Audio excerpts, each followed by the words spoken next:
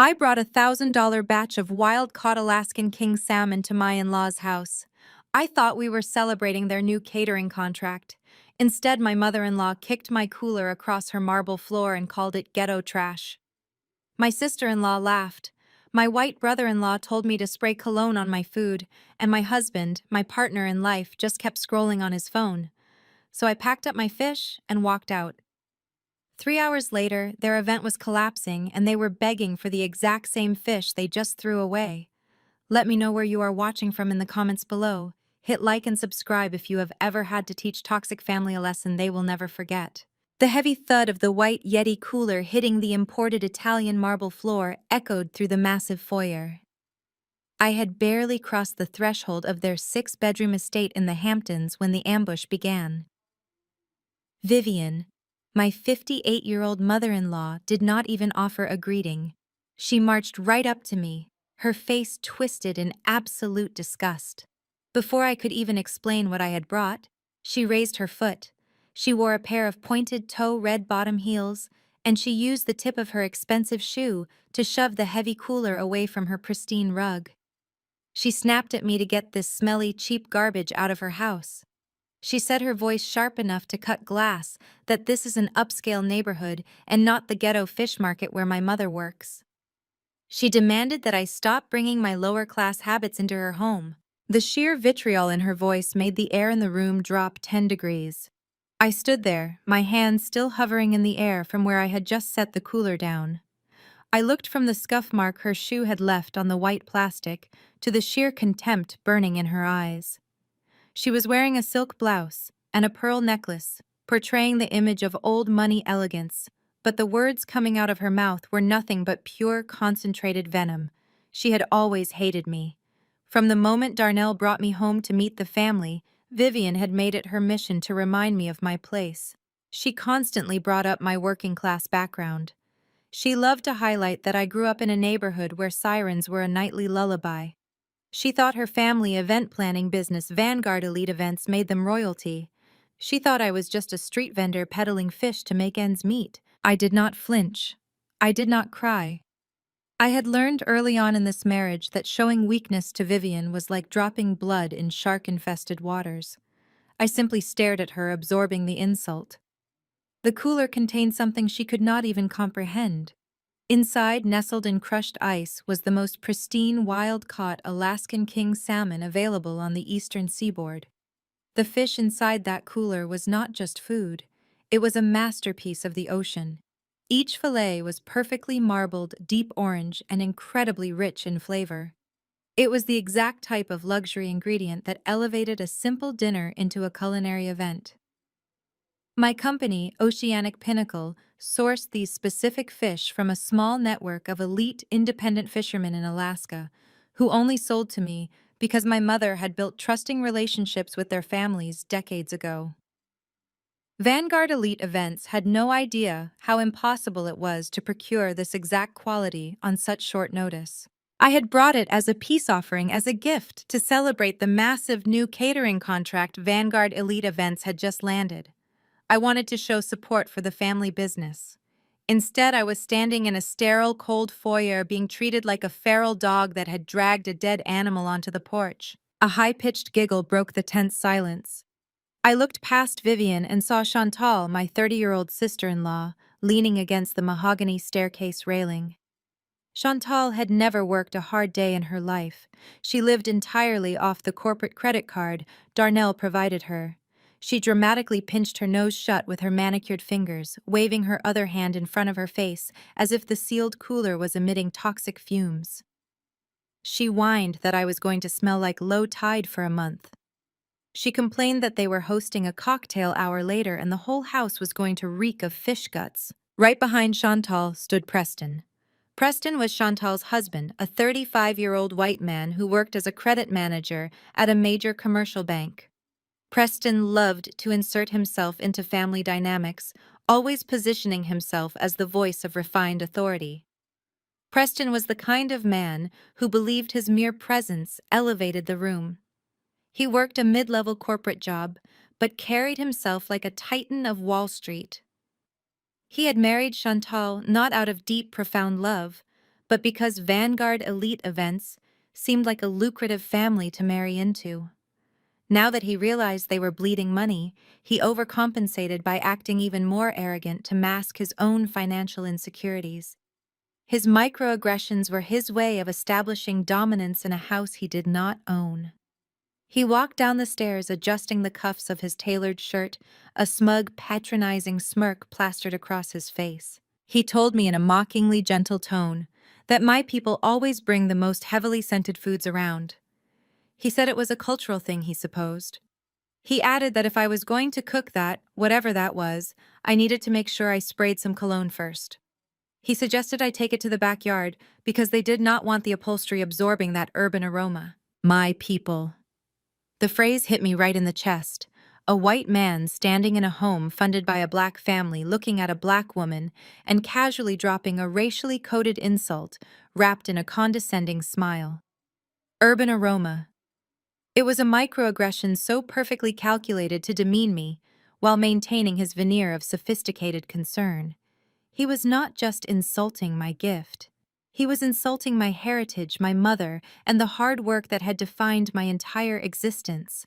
I felt a slow burn of pure, white-hot anger starting in the pit of my stomach and rising to my throat. I turned my head slowly, looking for the one person who was supposed to be my shield in this hostile territory.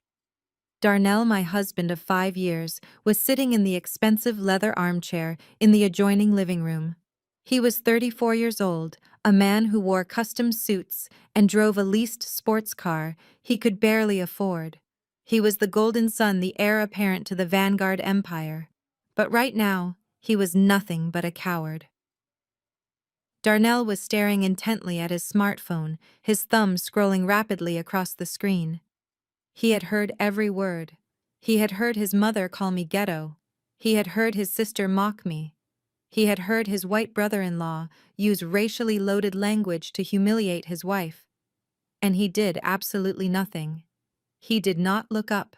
He did not defend me.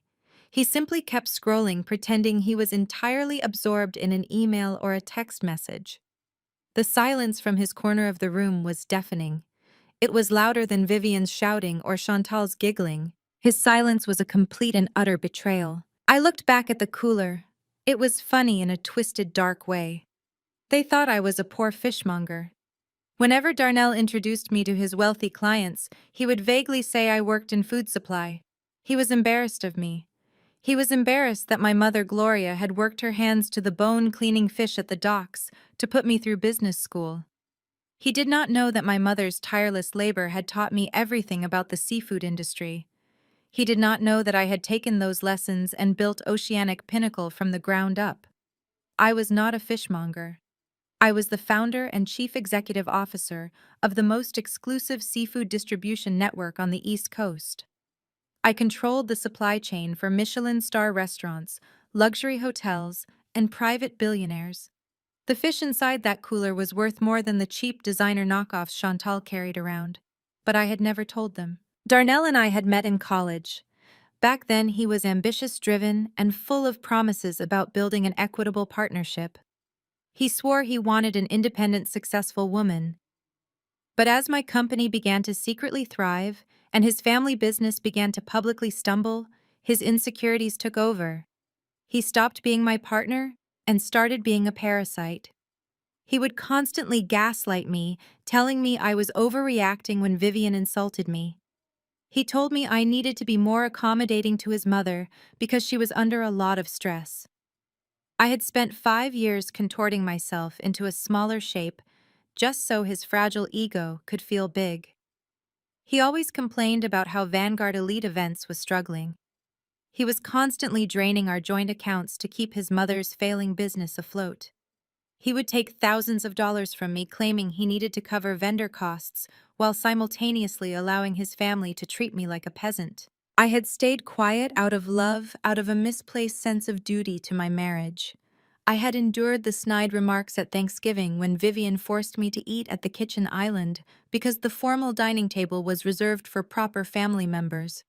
I had swallowed my pride when Preston made passive-aggressive jokes about affirmative action securing my college degree. I had taken it all because I believed Darnell when he promised things would get better. I thought about all the weekends I spent reviewing spreadsheets while Darnell was out playing golf with Preston. I remembered how Darnell would come home smelling of expensive scotch, complaining that his mother needed another loan to keep the lights on at Vanguard. He always promised he would pay me back, but the money just disappeared into the bottomless pit of Vivian's lavish lifestyle. They were drowning in debt, but refused to cut back on their country club memberships or luxury car leases. Instead, they treated my bank account like a personal slush fund, while simultaneously treating me like dirt on their shoes. It was a sick dynamic that I had tolerated for far too long. I also thought about my mother, Gloria. She was a woman of immense dignity and strength. She taught me how to identify a fresh catch by the clarity of the eyes and the firmness of the scales. She showed me how to negotiate with the tough fishermen at the docks before the sun even came up. She sacrificed everything to make sure I could attend a top business program. If Gloria had been standing in this foyer, she would have never let these pretentious snobs speak to her this way. I realized I was dishonoring her legacy by staying silent. I was a CEO of a massive enterprise, yet I was letting a failing event planner and a mediocre bank manager disrespect my bloodline. The realization hit me with the force of a freight train. The days of playing the obedient, quiet wife were officially over. I owed it to myself and to my mother to tear down this facade. But looking at him now, slouched in that chair, too weak to defend the woman he vowed to protect, something inside me permanently broke. The love I thought I had for him evaporated completely, replaced by a chilling, profound clarity. I did not need to scream or shout. I did not need to throw a tantrum to prove my worth. People who hold true power do not need to raise their voices. I took a deep breath, letting the sterile air of their mansion fill my lungs one last time. I slowly leaned down and placed my hands on the sturdy handles of the Yeti cooler. I lifted the heavy container with ease, a testament to the long hours I had spent working alongside my mother in the early days of my business. Vivian crossed her arms over her chest, looking triumphant. She sneered and told me to take that garbage back to wherever I found it. She said they had a highly important dinner to prepare for tonight. She bragged that Winston Thorne himself was attending, and everything had to be absolutely flawless. She stated they could not afford to have the house smelling like a fish market when a billionaire walks through the doors. I stood up straight, adjusting my grip on the cooler. I looked directly into Vivian's cold eyes, then shifted my gaze to Chantal's mocking face, and finally to Preston's arrogant smirk. I did not even bother looking at Darnell. He was no longer relevant. I told Vivian in a completely smooth voice, devoid of any emotion, that I genuinely hoped her dinner party would be a massive success. I told her I hoped everything went exactly the way she deserved. I turned on my heel and walked out the heavy oak front door. I did not slam it. I closed it quietly behind me, stepping out into the crisp afternoon air. The gravel crunched under my boots as I carried the cooler to my car. I popped the trunk of my unassuming sedan and carefully secured the salmon inside. I closed the trunk and leaned against the cold metal, taking a moment to process the absolute finality of what had just happened. My marriage was over. My connection to this toxic family was severed. As I reached for the door handle, my phone buzzed violently in my pocket. I pulled it out and saw an incoming call from my executive assistant, Marcus. I swiped to answer, bringing the phone to my ear. Marcus spoke with his voice tight with urgency, calling me boss. He said we had a massive situation developing and he needed my authorization immediately. I asked him what was going on, keeping my voice perfectly steady. He explained quickly that it was the supply chain. He said Ocean Catch Distributors had just filed for sudden bankruptcy an hour ago and went completely under. He noted they were the primary supplier for a massive catering company called Vanguard Elite Events. Marcus continued explaining that Vanguard was hosting a dinner for the tech billionaire Winston Thorne tonight, and they just lost their entire seafood supply. He said they were desperately scouring the entire East Coast market for wild-caught Alaskan king salmon. He added they were offering to pay triple the market price if someone could deliver it by 4 o'clock. I stood in the driveway of my in-laws' estate staring at the massive brick facade of their home. A slow, genuine smile spread across my face for the first time that day. Vanguard Elite Events was begging for the exact same salmon that Vivian had just kicked across her marble floor. The salmon that Preston had called a smelly urban aroma, the salmon they had thrown out like trash. I spoke into the phone, my voice dropping to a dangerously calm whisper. I told Marcus to listen to me very carefully. I ordered him to initiate a level 1 blackout across our entire distribution network right now. I ended the call before Marcus could even ask another question. I knew he would execute the command flawlessly. He was the best assistant in the industry, and he knew never to question a level 1 directive. I tossed my phone onto the passenger seat of my car and gripped the steering wheel, letting the sheer gravity of my decision wash over me. A level 1 blackout was not just a simple note in a computer system. It was a digital iron curtain. It meant every single distributor, wholesaler, and boutique seafood purveyor under the Oceanic Pinnacle umbrella, from Maine to Florida, would instantly receive an urgent red flag alert attached to Vanguard Elite Events and anyone associated with them. They were completely cut off from the premium market. I shifted the car into drive and pulled away from the manicured lawns and towering gates of my in-laws' neighborhood. The further I drove from their sterile, cold mansion, the lighter my chest began to feel. For 5 years, I had suffocated under the weight of their judgment, constantly shrinking myself to fit into their narrow, arrogant view of the world. I had let Darnell convince me that my boundaries were actually flaws, that my discomfort with his family's racism and classism was just me being overly sensitive. But not anymore. The spell was broken. 30 minutes later, I pulled into a quiet, tree-lined street in a working-class neighborhood. The houses here were modest, close together, and lived in. This was where I grew up. This was where real people worked real hours to make an honest living. I parked in the driveway of a small brick house with a meticulously kept garden. Before I could even grab the heavy cooler from my trunk, the front door swung open. My mother Gloria stepped out onto the porch, wiping her hands on an apron tied around her waist.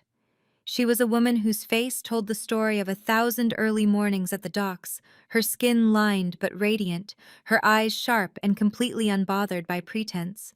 She walked down the steps and looked at the heavy Yeti cooler I was pulling from the trunk. She did not ask why I was back so soon. She did not ask why the gift I had prepared with such care was returning home with me.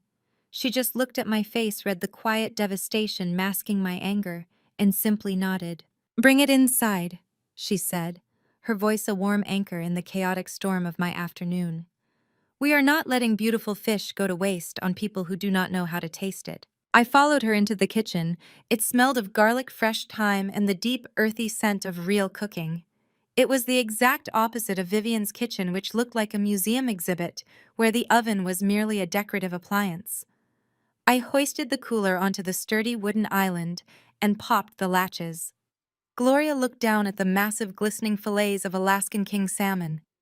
She reached out and touched the firm flesh with a reverence that Vivian could never understand. "This is a king's catch," she murmured, pulling her favorite chef knife from the wooden block. Her hands moved with practiced precision, a rhythm she had perfected over 40 years of working the seafood lines before I retired her. As she began to expertly slice the salmon, preparing to pan-sear it with a crust of spices, she had ground herself. She finally asked me what happened. I sat on a stool at the island watching her work. I told her everything. I told her about Vivian kicking the cooler, calling it ghetto trash. I told her about Chantal pinching her nose and complaining about the smell. I told her about Preston making his disgusting remarks about my people and spraying cologne on my food. And finally, I told her about Darnell. How he just sat there scrolling through his phone, acting like I was completely invisible while his family tore me to shreds. Gloria did not stop chopping. She did not gasp or act shocked. She simply scooped a handful of chopped herbs and pressed them into the rich orange flesh of the fish. She told me that a man who will not defend you in front of his family will eventually feed you to them. She tossed the salmon into a hot cast-iron skillet, and the kitchen instantly filled with the incredible mouth-watering sound of sizzling butter and spices. She looked at me over her shoulder, her dark eyes piercing straight through my lingering doubts. She said Darnell has been feeding you to them for years, Olivia. You just kept pretending it was a misunderstanding. She reminded me of all the times Darnell had claimed his family event planning business was on the brink of total ruin. He would come to our house looking exhausted, running his hands over his face, begging me for another temporary transfer from my personal accounts. He would say it was just to cover payroll, just to keep the lights on until Vanguard Elite Events secured their next big contract. I had handed over tens of thousands of dollars, believing I was supporting my husband, building a foundation for our future. But Gloria saw right through it. She pointed out with her spatula that people on the brink of bankruptcy do not lease brand new luxury vehicles every 12 months. People who cannot make payroll do not spend their weekends sipping imported champagne at exclusive country clubs. As the incredible aroma of perfectly seared salmon filled the room, my phone buzzed on the counter. It was not a text message or a call. It was a push notification from the premium credit card I shared with Darnell. We kept one joint account for household emergencies, and I was the primary account holder. I tapped the screen and the notification expanded. A charge for $5,200 had just been approved at an ultra-luxury boutique in the city center. I stared at the number blinking back at me.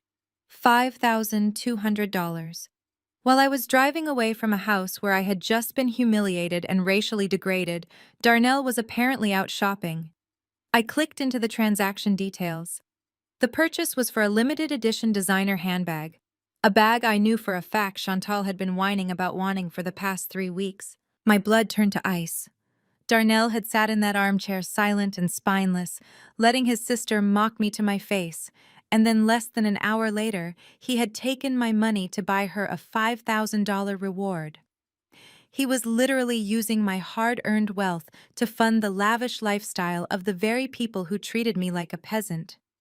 He was bleeding me dry to keep his mother and sister draped in designer labels, all while pretending his family business was failing, so he could justify taking more. The absolute sheer audacity of it was staggering. It was not just financial abuse.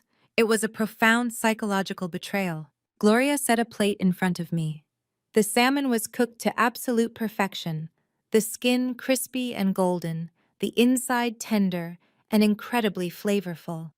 She served it with a side of her signature garlic butter asparagus and wild rice. I looked at the food that represented my heritage, my mother's hard work and the literal empire I had built, and then I looked back at the notification on my phone. I picked up my fork and took a bite. The flavors exploded in my mouth, grounding me, reminding me of exactly who I was and where I came from. I swallowed the food, and with it, I swallowed the last remaining drop of empathy I held for my husband and his family. I pushed the plate aside for a moment and reached into my bag, pulling out my laptop. I set it on the kitchen table right next to my meal. Gloria raised an eyebrow but did not say a word. She knew that look in my eye. She had seen it when I negotiated my first $1 million distribution contract. She knew I was going to war. I opened the laptop and logged directly into the Oceanic Pinnacle master server. The dashboard glowed to life, displaying a map of the eastern seaboard with hundreds of green dots representing our active distribution hubs. Our network supplied the most elite seafood to every major 5-star restaurant luxury event planner and exclusive hotel from New York to Miami. If you wanted the absolute best, you had to go through my company, whether you knew it or not. I navigated to the client restriction portal. Marcus had already initiated the verbal command I gave him, but I needed to ensure the parameters were completely impenetrable. I typed in Vanguard Elite Events. I added Vivian's name, Darnell's name, and Chantal's name. I also cross-referenced the database to include any known shell companies or third-party purchasing agents Vanguard had ever used in the past 5 years. I created an algorithm that would automatically decline any bulk order of Alaskan king salmon within a 50-mile radius of their event venue, just in case they tried to send an intern to buy at retail. I locked the directive and hit execute. A red banner flashed across the top of my screen confirming that the blockade was permanently active.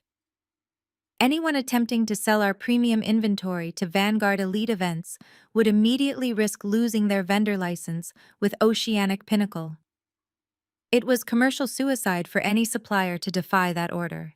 I had effectively starved their catering business of its most critical resource. I closed the laptop, feeling a profound sense of satisfaction. I pulled my plate back toward me and took another slow, deliberate bite of the salmon. Gloria poured 2 glasses of iced tea and sat across from me. We ate in a comfortable, empowering silence. There was no need to discuss what I had just done. The shift in my energy spoke for itself. I was no longer the shrinking, accommodating wife trying to buy her way into a family that despised her. I was the chief executive of my own life, stepping fully into my power. We had just finished clearing the plates, and I was helping Gloria wash the skillet when my phone screen lit up on the counter. The custom ringtone I had set for Darnell echoed through the quiet kitchen. I dried my hands on a towel, moving unhurriedly. I let it ring 3 times, savoring the moment before I finally swiped the screen and brought the phone to my ear. I did not say hello. I simply waited. Olivia. Darnell's voice burst through the speaker. He sounded completely different from the arrogant, detached man sitting in the armchair earlier. His voice was pitched high, cracking with an unmistakable, breathless panic. The background noise sounded chaotic, like people were running around and shouting. Olivia, please tell me you still have those connections at the fish market. I need you to listen to me right now. You have to call whoever you know and get us that salmon back. I leaned against the kitchen counter, looking at my mother, who was watching me with a knowing smirk. Darnell was hyperventilating, his words tumbling over each other in sheer desperation. He continued talking, not even pausing to see if I was listening. He said their entire seafood supply had just vanished into thin air. He explained that their main distributor filed for bankruptcy, and every other supplier in the tri-state area was suddenly refusing to take their calls. He told me that Winston Thorne, the billionaire client whose event they were catering tonight, was threatening to destroy their entire company if the specific wild-caught salmon he requested was not served. Darnell was literally begging, pleading with me to use my ghetto connections to save his family from complete financial ruin. He had absolutely no idea that the woman he was begging was the very architect of his destruction. I took a slow, deep breath, letting the sweet sound of his panic wash over me. The game had officially begun. What would you do if your family treated you this way? Let me know in the comments below. The quiet hum of my mother's kitchen was shattered once again by the harsh vibrating of my phone against the granite. I didn't need to look at the screen to know who it was. The initial shock of the blackout had fully settled in, and the desperate scrambling had turned into unadulterated panic. I let it ring, sipping the cold water Gloria had handed me, savoring the cool liquid sliding down my throat. When the phone finally stopped, it immediately began vibrating again. I picked it up, swiping the green button. Olivia. Darnell's voice was a frantic, breathless wheeze. Olivia, please, I am begging you. You have to listen to me. I'm listening, Darnell. I said, my voice completely devoid of any sympathy. But I don't know why you're calling me. Didn't you hear your mother? I need to take my smelly, cheap garbage back to the ghetto. Stop it, he cried out, the background noise behind him, a cacophony of slamming pots and shouting kitchen staff. This is not the time for this. Vanguard is dead, Olivia. We are completely dead if you don't help us. Ocean Catch Distributors just went under. They filed for Chapter 11 an hour ago. They locked their doors. We have no fish. We have absolutely no food for the main course. That sounds like a logistical oversight on your event planning company's part, I replied smoothly, tracing the rim of my glass. Perhaps your mother should have spent less time insulting her guests and more time vetting her suppliers. Olivia, you don't understand, he yelled, his voice cracking with hysteria. The client tonight is Winston Thorne. The Winston Thorne. He is hosting a private dinner for 500 of his top investors. His exact, non-negotiable demand was wild-caught Alaskan king salmon. It's the centerpiece of the entire menu. If we serve him anything else, he is going to pull his corporate accounts from our partners. He will sue Vanguard into oblivion for breach of contract. We will lose the house. We will lose everything. I looked at my mother. Gloria's face was an unreadable mask, but the slight approving nod she gave me told me everything I needed to know. She recognized the profound justice in this moment. That sounds incredibly stressful, Darnell, I said, maintaining a cool, detached tone. But I fail to see how a simple fishmonger like me can solve a billionaire's catering crisis. Because you have those ghetto market connections, he blurted out, the ingrained prejudice slipping through his panic. You grew up around those docks. You know all those fishmongers and street vendors? Call them Olivia. Go down to the harbor and find me that salmon. Pay whatever they want. I'll reimburse you, I swear. Just get it and bring it to the venue before 5 o'clock. Please, I am ordering you to fix this. The sheer blinding audacity of the beggar. He was standing in the middle of a collapsing empire, his mother having just literally kicked $1,000 cooler of the exact fish he needed across her floor, and he was still commanding me. He still viewed me as a lower-class servant he could deploy to do his dirty work. He still believed my value was tied to poverty and desperation, completely blind to the reality that the woman he was ordering around held the keys to his entire industry. I let his frantic panting fill the silence for a long, heavy moment. Olivia, are you there? He demanded, the desperation pitching his voice higher. You need to move right now. This is not a game. I am not making any calls for you, Darnell, I said, my voice dropping to a dangerously quiet timbre. Because, as Preston so eloquently put it, my food is just too smelly and cheap for your sophisticated palates. I would hate to ruin Mr. Thorne's elegant dinner with my urban aroma. Olivia, my mother is under a lot of stress. He pleaded, immediately defaulting to the gaslighting tactics he had used for 5 years. Preston was just making a joke. You are always so sensitive about your background. You need to put your fragile feelings aside and step up for this family. We are in a crisis. We are your family. You are not my family. I stated the words, carving a permanent line between my past and my present. A family protects each other. A husband defends his wife. You sat in an armchair playing on your phone while your mother called my heritage trash. You stayed silent while your brother-in-law used racial slurs disguised as jokes. You watched them humiliate me, and then less than an hour later you used my money to buy your sister a designer bag. Darnell choked on his breath. How did you— I highly suggest you tell the billionaire that your mother kicked his dinner across her marble floor. I interrupted, not giving him an inch of space to lie. Good luck tonight, Darnell. I pulled the phone away from my ear as he started screaming my name, pressing the red button to sever the connection. The silence in the kitchen was profound and beautiful. For 5 years I had contorted myself to fit into his family's narrow, toxic mold. Hanging up that phone felt like shedding a physical weight. I had barely set the device down when it buzzed again. This time it wasn't a call. It was a text message from an unsaved number. I opened it, my eyes scanning the block of text. Do not mess around, you stupid girl. This is Preston. I know Darnell just talked to you, and I know you are trying to play games. Vanguard needs that fish, and you are going to get it. You think you can walk out of my mother-in-law's house and leave us hanging? Think again. I hold the mortgage file for your mother's house at my bank branch. I am the senior credit manager. If you do not bring that salmon to the venue by 5 o'clock, I will personally see to it that her interest rate skyrockets and her loans are called in. I can make her lose that little brick shack she lives in. Do not test me. Bring the fish. I read the text message twice, stunned by the sheer unadulterated entitlement radiating from the screen.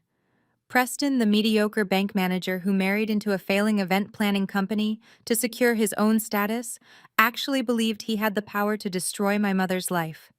He truly believed that his mid-level corporate position gave him the authority to extort a black woman into fetching his catering supplies. He was weaponizing his access to bank records to terrorize my family, all to cover up his mother-in-law's arrogant mistake. He thought Gloria was just a poor, defenseless dock worker living in a shack the bank could easily seize.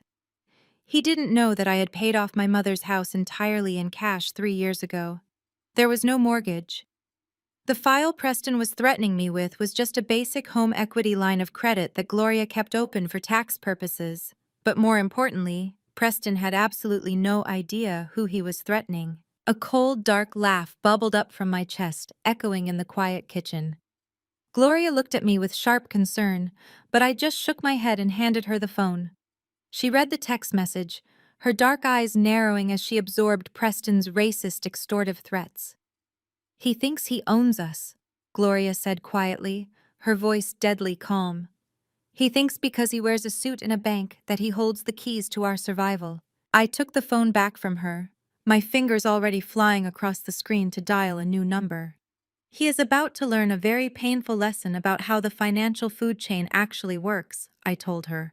I hit dial and lifted the phone to my ear, listening to the secure encrypted line connect. Preston's threat wasn't just arrogant, it was legally actionable. He had just committed extortion in writing using his bank's resources to threaten a private citizen. But the absolute poetic irony of his threat was almost too sweet to bear. Preston worked as a senior credit manager at East Coastal Maritime Bank. It was a prestigious regional institution that handled massive commercial accounts and high net worth portfolios. Preston loved to brag about his status there, constantly reminding everyone at Sunday dinners about the power he wielded over small businesses and residential loans. He thought he was a kingmaker in the financial sector. What Preston didn't know, what nobody in my husband's family knew, was the origin of East Coastal Maritime Bank's largest liquidity pool. The bank's primary commercial backer, the entity that provided over 40% of their operational capital for commercial lending, was an investment group called Pinnacle Holdings. And Pinnacle Holdings was the parent company of Oceanic Pinnacle, my company. I owned the very financial ground Preston was standing on. My seafood distribution empire generated hundreds of millions of dollars in annual revenue, and we parked a massive portion of our liquid assets in Preston's bank to support local commercial maritime lending. I was quite literally the bank's most important and powerful client. My corporate lawyers had direct access to the bank's board of directors. If I sneezed, the bank president offered me a tissue. And this arrogant middle management credit director had just sent a documented extortion threat to the chief executive officer of their primary funding source. The line clicked and a sharp professional voice answered on the second ring. It was Jonathan, my lead corporate attorney. He handled all of Oceanic Pinnacle's high-level financial maneuvers and corporate acquisitions.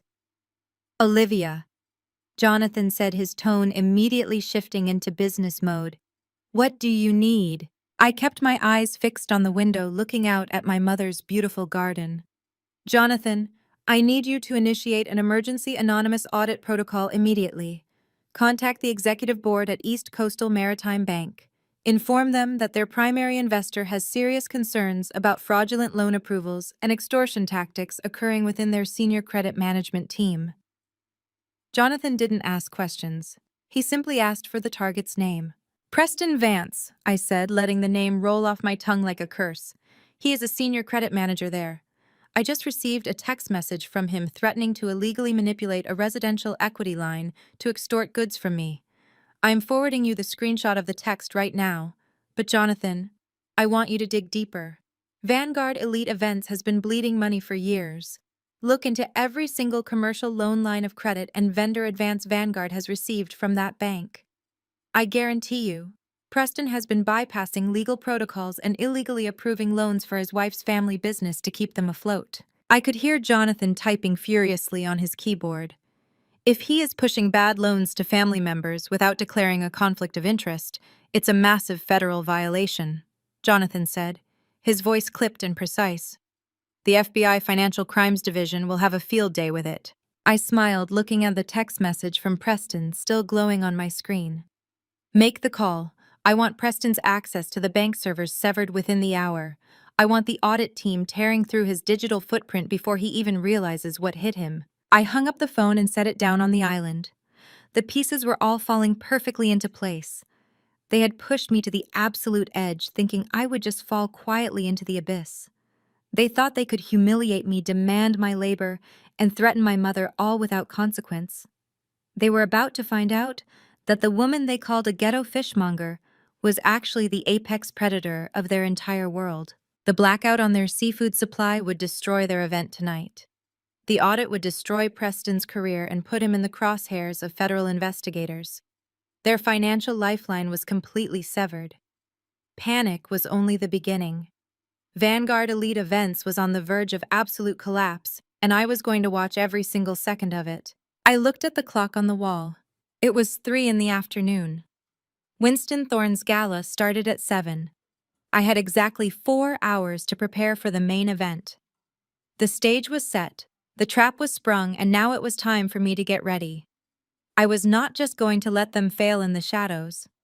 I was going to be standing right in the center of the ballroom when the entire facade of their upper-class lives shattered into a million pieces. My phone sat silently on the counter, holding the keys to their destruction.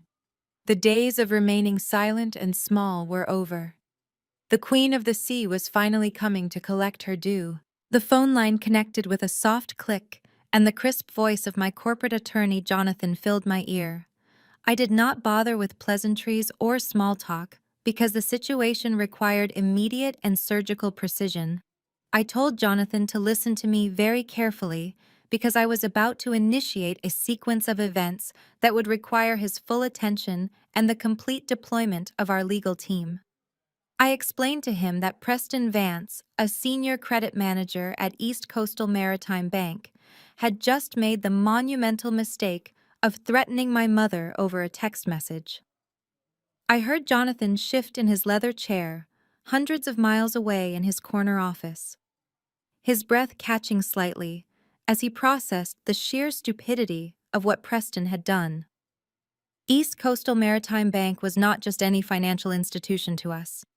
It was a bank where Oceanic Pinnacle held a massive liquidity pool, essentially providing the capital foundation for their entire commercial lending department. We were not just clients, we were the lifeblood of their operations, and Preston had just threatened the chief executive officer of his primary funding source. I instructed Jonathan to immediately trigger a blind emergency audit on Preston's specific branch and to bypass the local management entirely.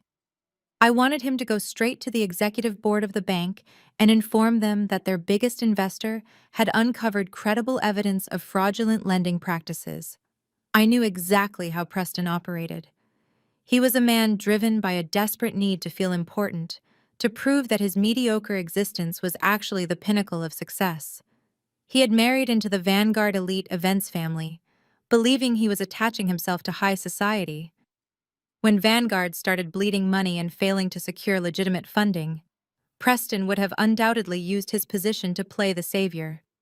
He would have pushed through high-risk commercial loans for my mother-in-law, ignoring the massive red flags in her accounting and bypassing the standard underwriting protocols. I told Jonathan to pull every single file, every loan application, and every line of credit that Vanguard Elite Events had ever submitted to that branch.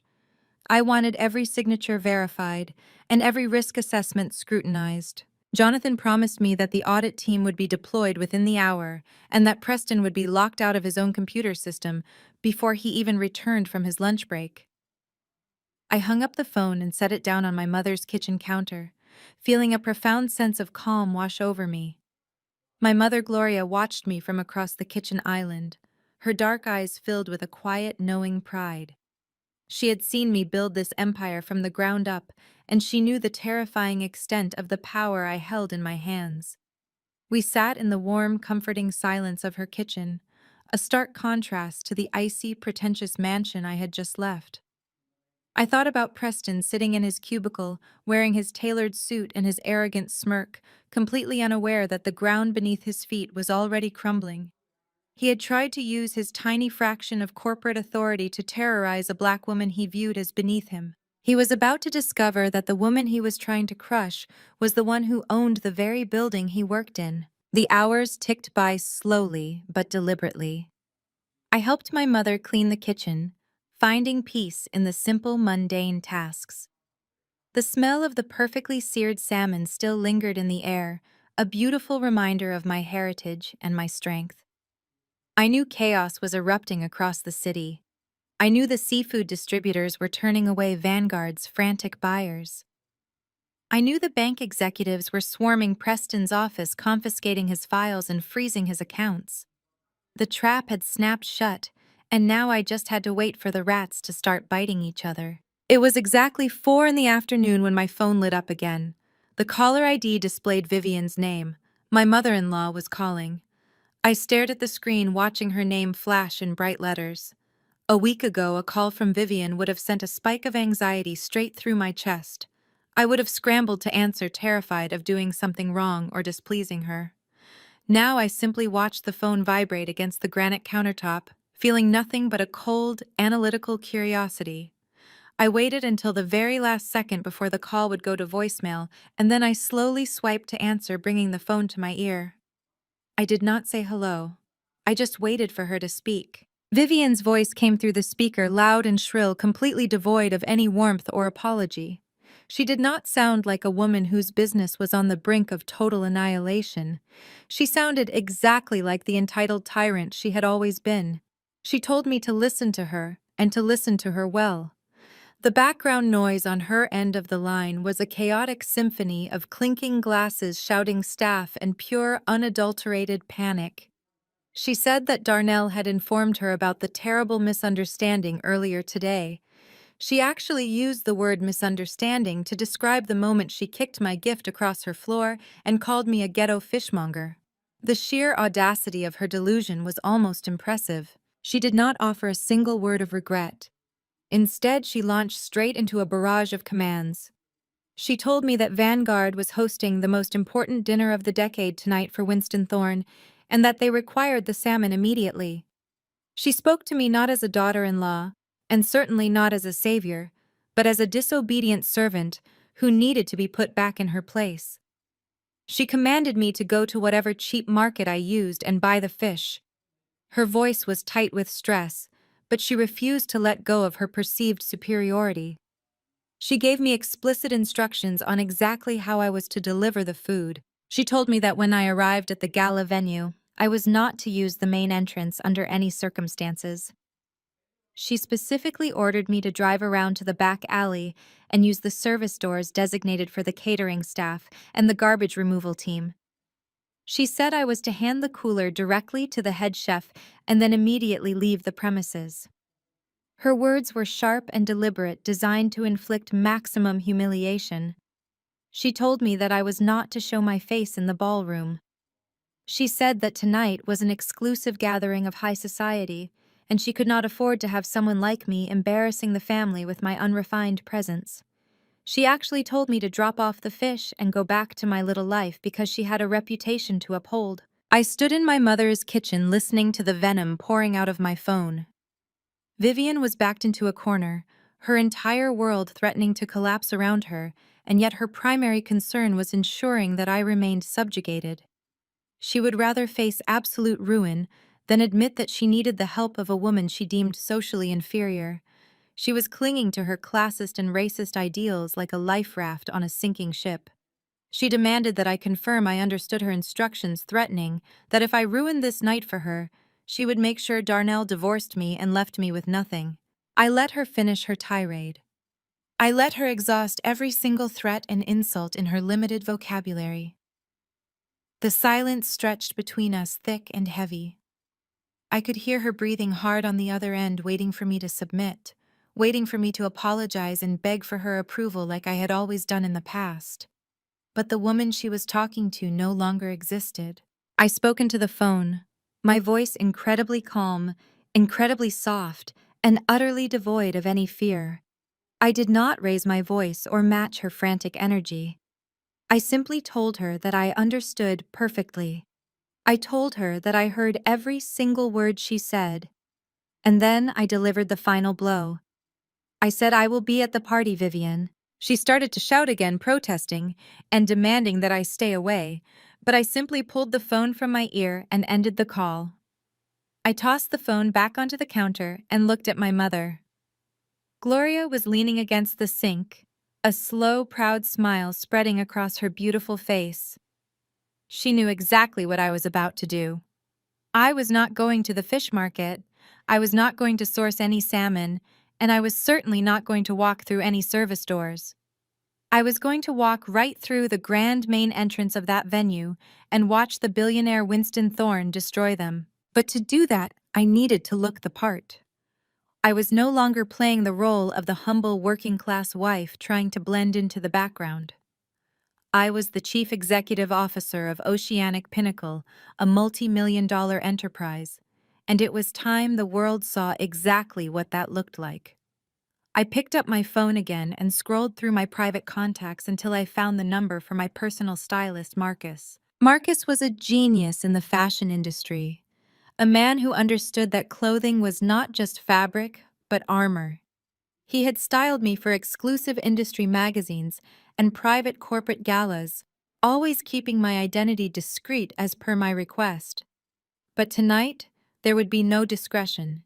I needed him to bring me a weapon. I called his private line and he answered immediately. I told him to cancel whatever he was doing because I needed an emergency fitting within the next 2 hours. I told him I was attending a high society gala tonight, and I needed the most breathtaking, expensive, and commanding piece of haute couture he could pull from his vault. I wanted a dress that demanded absolute attention, a dress that screamed power and unapologetic wealth. I specifically requested something bold and dramatic, something that would make every single person in the ballroom stop and stare the moment I walked through the doors. Marcus did not hesitate. He thrived on this kind of pressure. He promised he would arrive at my mother's house with a selection of archival pieces that had never been seen by the public, along with his top makeup artist and hairstylist. I told him money was absolutely no object and to bring the finest diamonds he could secure on such short notice. I wanted to shine so brightly that Vivian and her pathetic family would be blinded by the reflection. I hung up the phone and walked over to the hallway mirror. I stared at my reflection, taking a deep breath. The girl who had cowered in the foyer crying over her ruined gift was gone forever. The woman staring back at me was cold, calculating, and completely unstoppable. I was going to walk through the front doors of that gala, not as a savior bringing them fish, but as the executioner bringing them their final ruin. The trap was set. The audit was tearing through Preston's life, and the blackout was starving Vanguard's event. All that was left was for me to get dressed and attend the party. The thought of Preston sitting in his office reading the termination notice from the bank executives brought a wave of immense satisfaction. I could picture his arrogant face draining of all color as the federal investigators walked through the glass doors of his department. He had built his entire identity on the illusion of superiority, using his position to belittle anyone who did not fit into his narrow, prejudiced worldview. He thought his white-collar job gave him a free pass to terrorize a black family. He thought he could use the banking system as his own personal weapon. But the banking system belonged to people like me. We provided the capital, we set the rules, and we dictated the terms. Preston was just a pawn who had forgotten his place on the board. Jonathan's audit would completely dismantle the financial house of cards Vanguard Elite Events had built. Every single fraudulent loan, every inflated income statement, every bypassed risk assessment would be laid bare for the federal authorities to examine. Preston would lose his job, his banking license, and very likely his freedom. And he had brought it all upon himself by sending one stupid, arrogant text message. As for Vivian, her demise was going to be much more public and much more humiliating.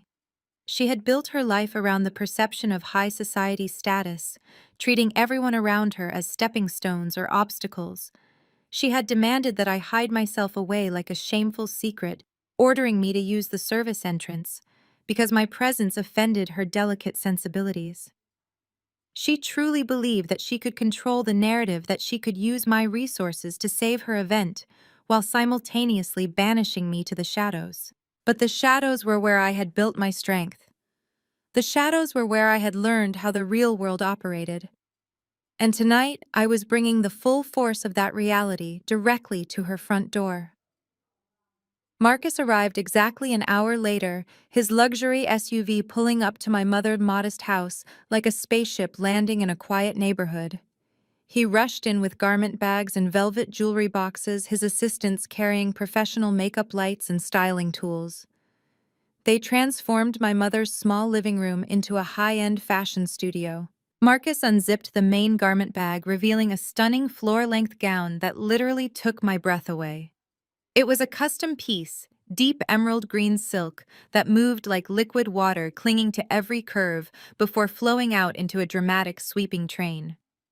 The bodice was structured and powerful, featuring an asymmetrical neckline that commanded attention.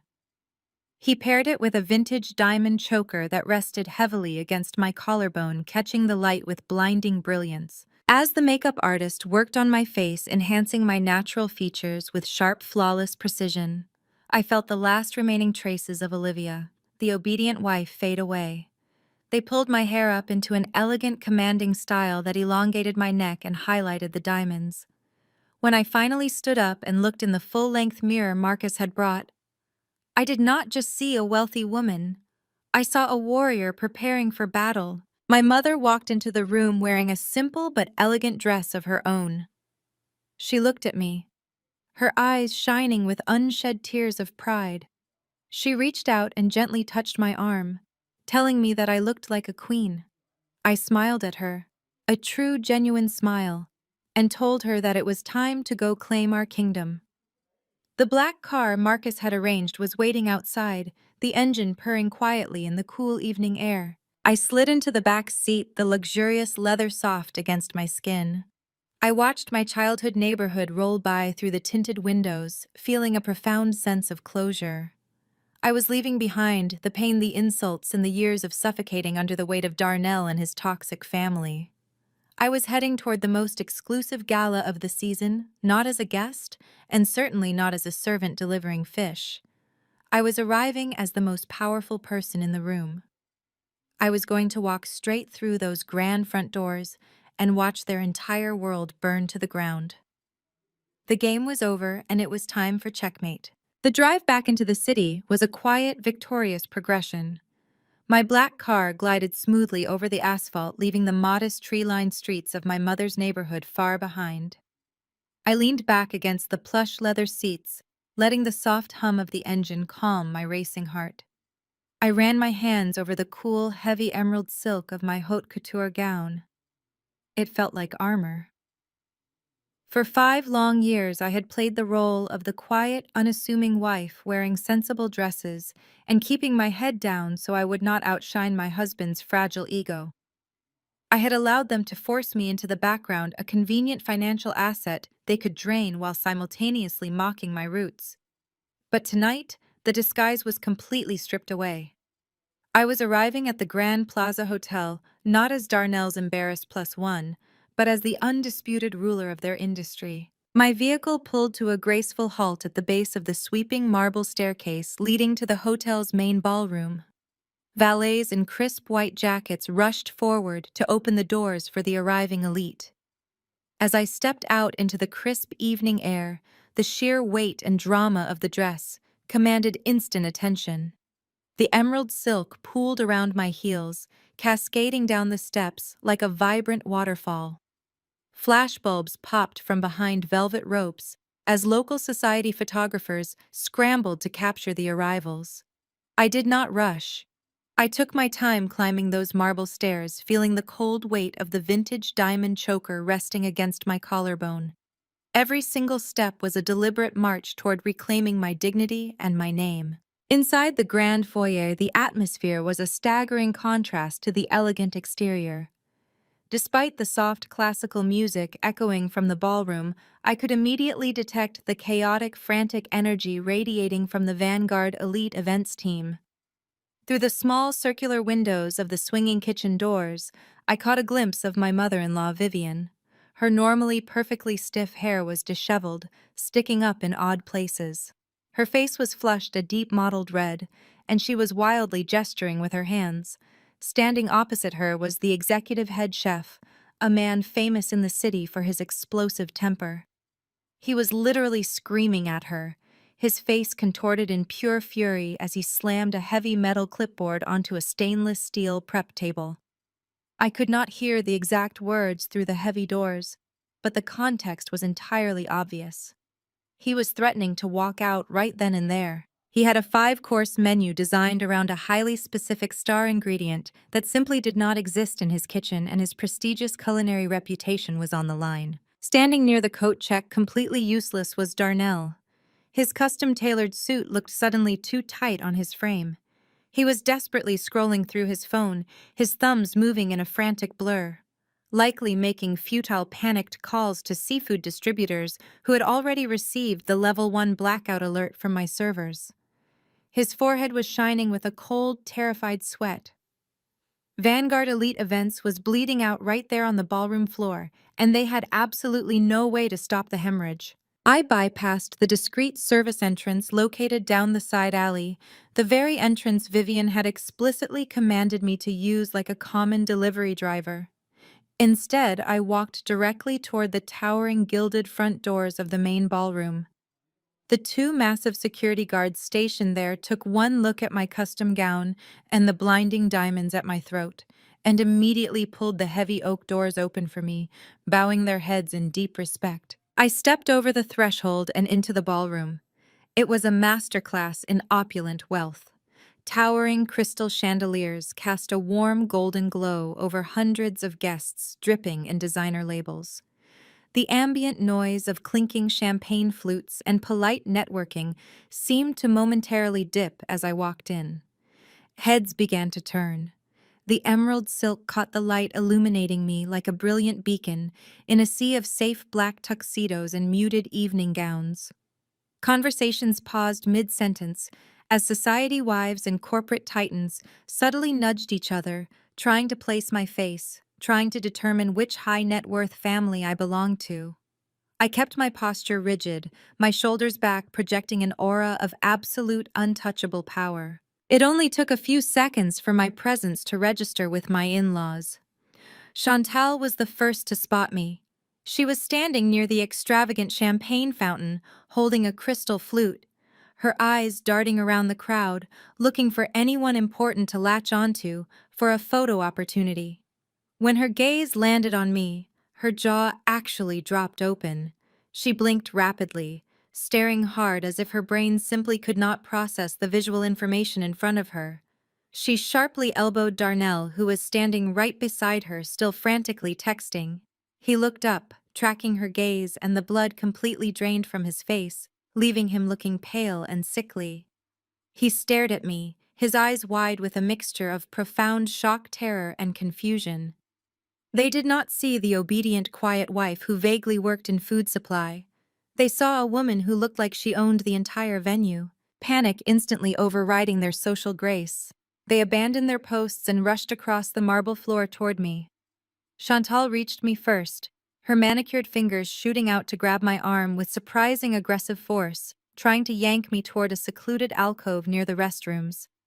I smoothly twisted my arm out of her grip, stepping back so she could not dirty the delicate silk of my dress. Chantal leaned in, her face twisted in a genuinely ugly sneer. She hissed at me, asking what on earth I thought I was doing walking through the front doors. She aggressively looked me up and down, her eyes lingering enviously on the diamonds sparkling at my neck. She demanded to know where I rented that dress. She actually asked if I was here to steal from the wealthy guests, because there was no way a ghetto fishmonger could ever afford to look like this. Her voice was a venomous, tight whisper, desperate to keep the surrounding billionaires from overhearing her disgusting classist assumptions. Darnell stepped up right behind her, his face slick with anxious sweat. He did not compliment my appearance. He did not ask how I was doing after the horrible scene at his mother's house. He leaned in close, his breath smelling of stale coffee and raw panic. He aggressively whispered, asking where the cooler was. He demanded to know why I was walking through the front doors empty-handed, when he had explicitly ordered me to bring the wild-caught Alaskan king salmon to the service entrance. He told me to stop being difficult and petty while his family was in the middle of a massive financial crisis. He said I was deliberately trying to sabotage his mother, and that I needed to get out to the alley right now and deliver the goods before their entire company was completely ruined. I simply smiled at him, a cold, detached smile that made him physically recoil a few inches. I looked at my husband of 5 years and felt absolutely nothing but mild pity. I told him in a clear, steady voice that I did not bring any fish. I reminded him of his own cowardly silence and his brother's racist words. I told him that I had decided to leave my cheap, smelly garbage at home because I certainly did not want to infect his high society gala with my urban aroma. Before Darnell could even process the finality in my voice, Preston suddenly appeared from the dense crowd. He marched up to us, his chest puffed out, his face dark with arrogant fury. Preston had clearly not checked his bank email yet. He had no idea that federal auditors were currently ripping his career and his digital footprint to shreds. He still thought he was the most powerful man in the room, the ultimate authority figure.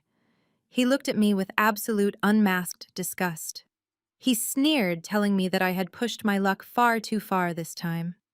He said I was a pathetic, vindictive woman who was trying to ruin an elegant evening because I was jealous of their undeniable success. He then signaled to a pair of burly security guards standing near the ballroom entrance. Preston raised his voice just enough to ensure the wealthy guests standing nearby could hear his fabricated concern. He pointed directly at me and told the guards to escort this suspicious black woman out of the building immediately.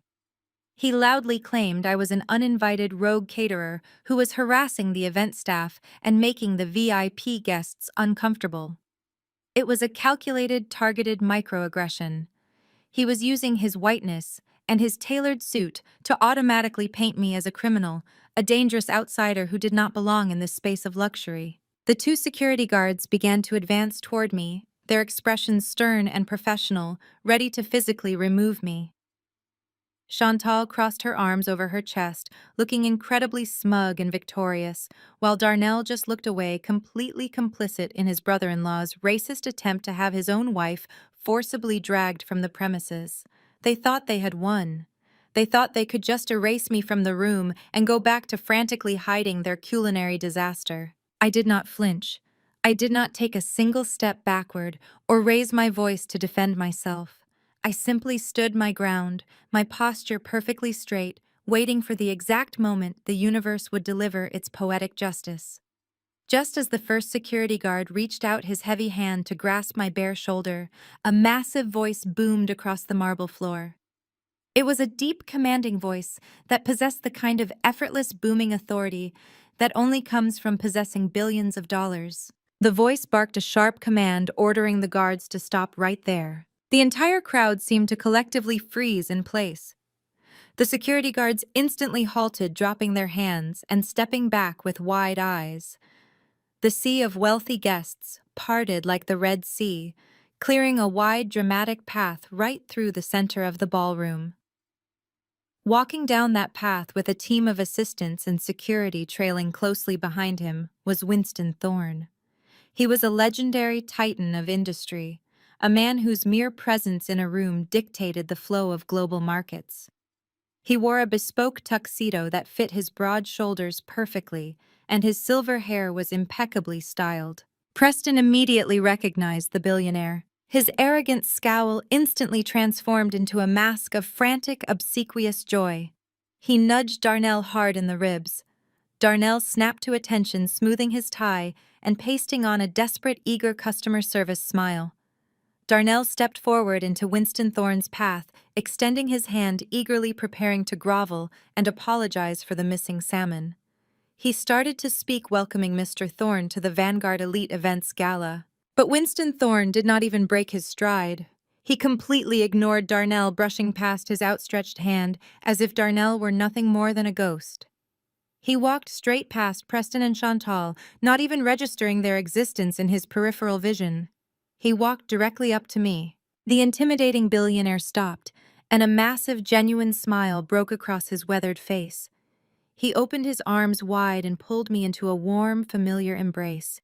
He kissed both of my cheeks, while the entire ballroom, including my horrified in-laws, watched in absolute stunned silence. Winston pulled back, holding me by the shoulders, as he turned to look at the massive crowd. He raised his voice, ensuring that every single person in the room, especially Vivian, who had just nervously emerged from the swinging kitchen doors, could hear him clearly. He announced to the room that the Queen of the Sea had finally arrived. He smiled, looking directly into my eyes, and declared loudly that without his biggest corporate partner and dearest friend, this entire party was completely meaningless. The collective gasp that rippled through the grand ballroom was a sound I will never forget. It was the sound of 500 of the most powerful people in the city simultaneously trying to comprehend what they had just witnessed. Preston, who only seconds ago was trying to have me forcefully removed by security, now looked as though his vocal cords had been severed. His smug, arrogant face had gone completely gray, and he took a slow, stumbling step backward.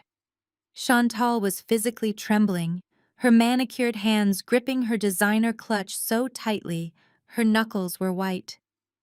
But it was Vivian who provided the most glorious reaction of all. My mother-in-law was standing a few feet away, having just pushed her way through the kitchen doors, and she was absolutely petrified. Her eyes were wide with a terror so profound it looked as though she was staring at a ghost. She opened her mouth to speak, to formulate some kind of sophisticated greeting, or perhaps a desperate excuse, but all that came out was a pathetic, broken stammer. She tried to say Mr. Thorne, but the syllables simply dissolved in her throat, leaving her gasping for air like a fish thrown onto dry land. Darnell was no better. My husband, the man who had sat in a leather armchair and watched his family emotionally abuse me, was now sweating profusely. Droplets of moisture beaded on his forehead, and his custom suit suddenly looked like a cheap costume. He had known I worked in the seafood industry, but his own classist assumptions had prevented him from ever understanding the magnitude of what I had built. He had assumed I was a lowly vendor, because in his mind that was the only position a woman from my background could possibly occupy. Now the reality of my power was standing right in front of him, wrapped in emerald silk and diamonds, and embraced by a billionaire. Winston kept his arms securely around my shoulders, turning slightly to look at the Vanguard Elite Events team. He did not look angry, he simply looked completely confused by their presence. He asked Darnell in a booming voice why the catering staff was attempting to interfere with his guest of honor. The question was a brutal public demotion. Winston had just reduced Darnell, the heir to the Vanguard Empire, to the status of a lowly banquet waiter. Darnell swallowed hard, his Adam's apple bobbing, but he could not produce a single word. He looked at me, his eyes pleading for mercy, begging me to save him from this unprecedented humiliation. I simply looked back at him, my expression perfectly blank, offering him absolutely nothing. Vivian finally managed to force her legs to move. She rushed forward, her hands fluttering nervously in front of her, trying to interject herself into the conversation. She managed to choke out that there had been a terrible misunderstanding and that they were simply trying to ensure the security of the event. She tried to touch Winston's arm, but his personal security detail immediately stepped forward, blocking her path. Winston looked at Vivian with mild distaste, as if she were an annoying insect that had buzzed too close to his face. He told her that the only misunderstanding was her staff failing to recognize the chief executive officer of Oceanic Pinnacle. He stated loudly that without my distribution network, half the fine dining establishments in this city would starve. He then turned his back on my mother-in-law, completely dismissing her existence. He looked at me, his eyes twinkling with genuine warmth, and told me that my seat was waiting. Winston offered me his arm and I took it, letting him guide me through the parted sea of elite guests. We walked slowly toward the front of the ballroom, where a massive elevated table of honor was positioned. As we walked, I could hear the frantic whispers spreading through the crowd like wildfire. People were asking each other who I was, marveling at the dress Marcus had procured, and desperately trying to figure out my connection to the billionaire. The social hierarchy of the room had been instantly rewritten, and I was now firmly established at the absolute pinnacle. Winston led me up the small steps to the head table and pulled out the chair directly to his right. It was the seat of maximum honor, the position reserved for the most important person in the billionaire's orbit. I sat down, smoothing the emerald silk over my lap, feeling an intoxicating wave of vindication. I looked out over the ballroom and easily spotted my in-laws. They were huddled together near the service doors, looking like a group of frightened children who had just realized they were locked in a cage with a predator. Preston was furiously typing on his phone, probably trying to log into his bank servers, only to discover that the federal audit I had triggered was already locking him out of his own life. Darnell was pacing back and forth, running his hands over his face, while Vivian leaned against a pillar, looking like she was going to hyperventilate. They were completely trapped. They had to execute a flawless, high-stakes dinner service while watching the woman they despised sit upon a throne they could never reach. The dinner service began a few minutes later. The string quartet resumed their elegant music, and the wealthy guests took their seats. I engaged in light, effortless conversation with Winston and the other corporate titans seated at our table. They asked me about the seafood industry, about market trends and international supply chains.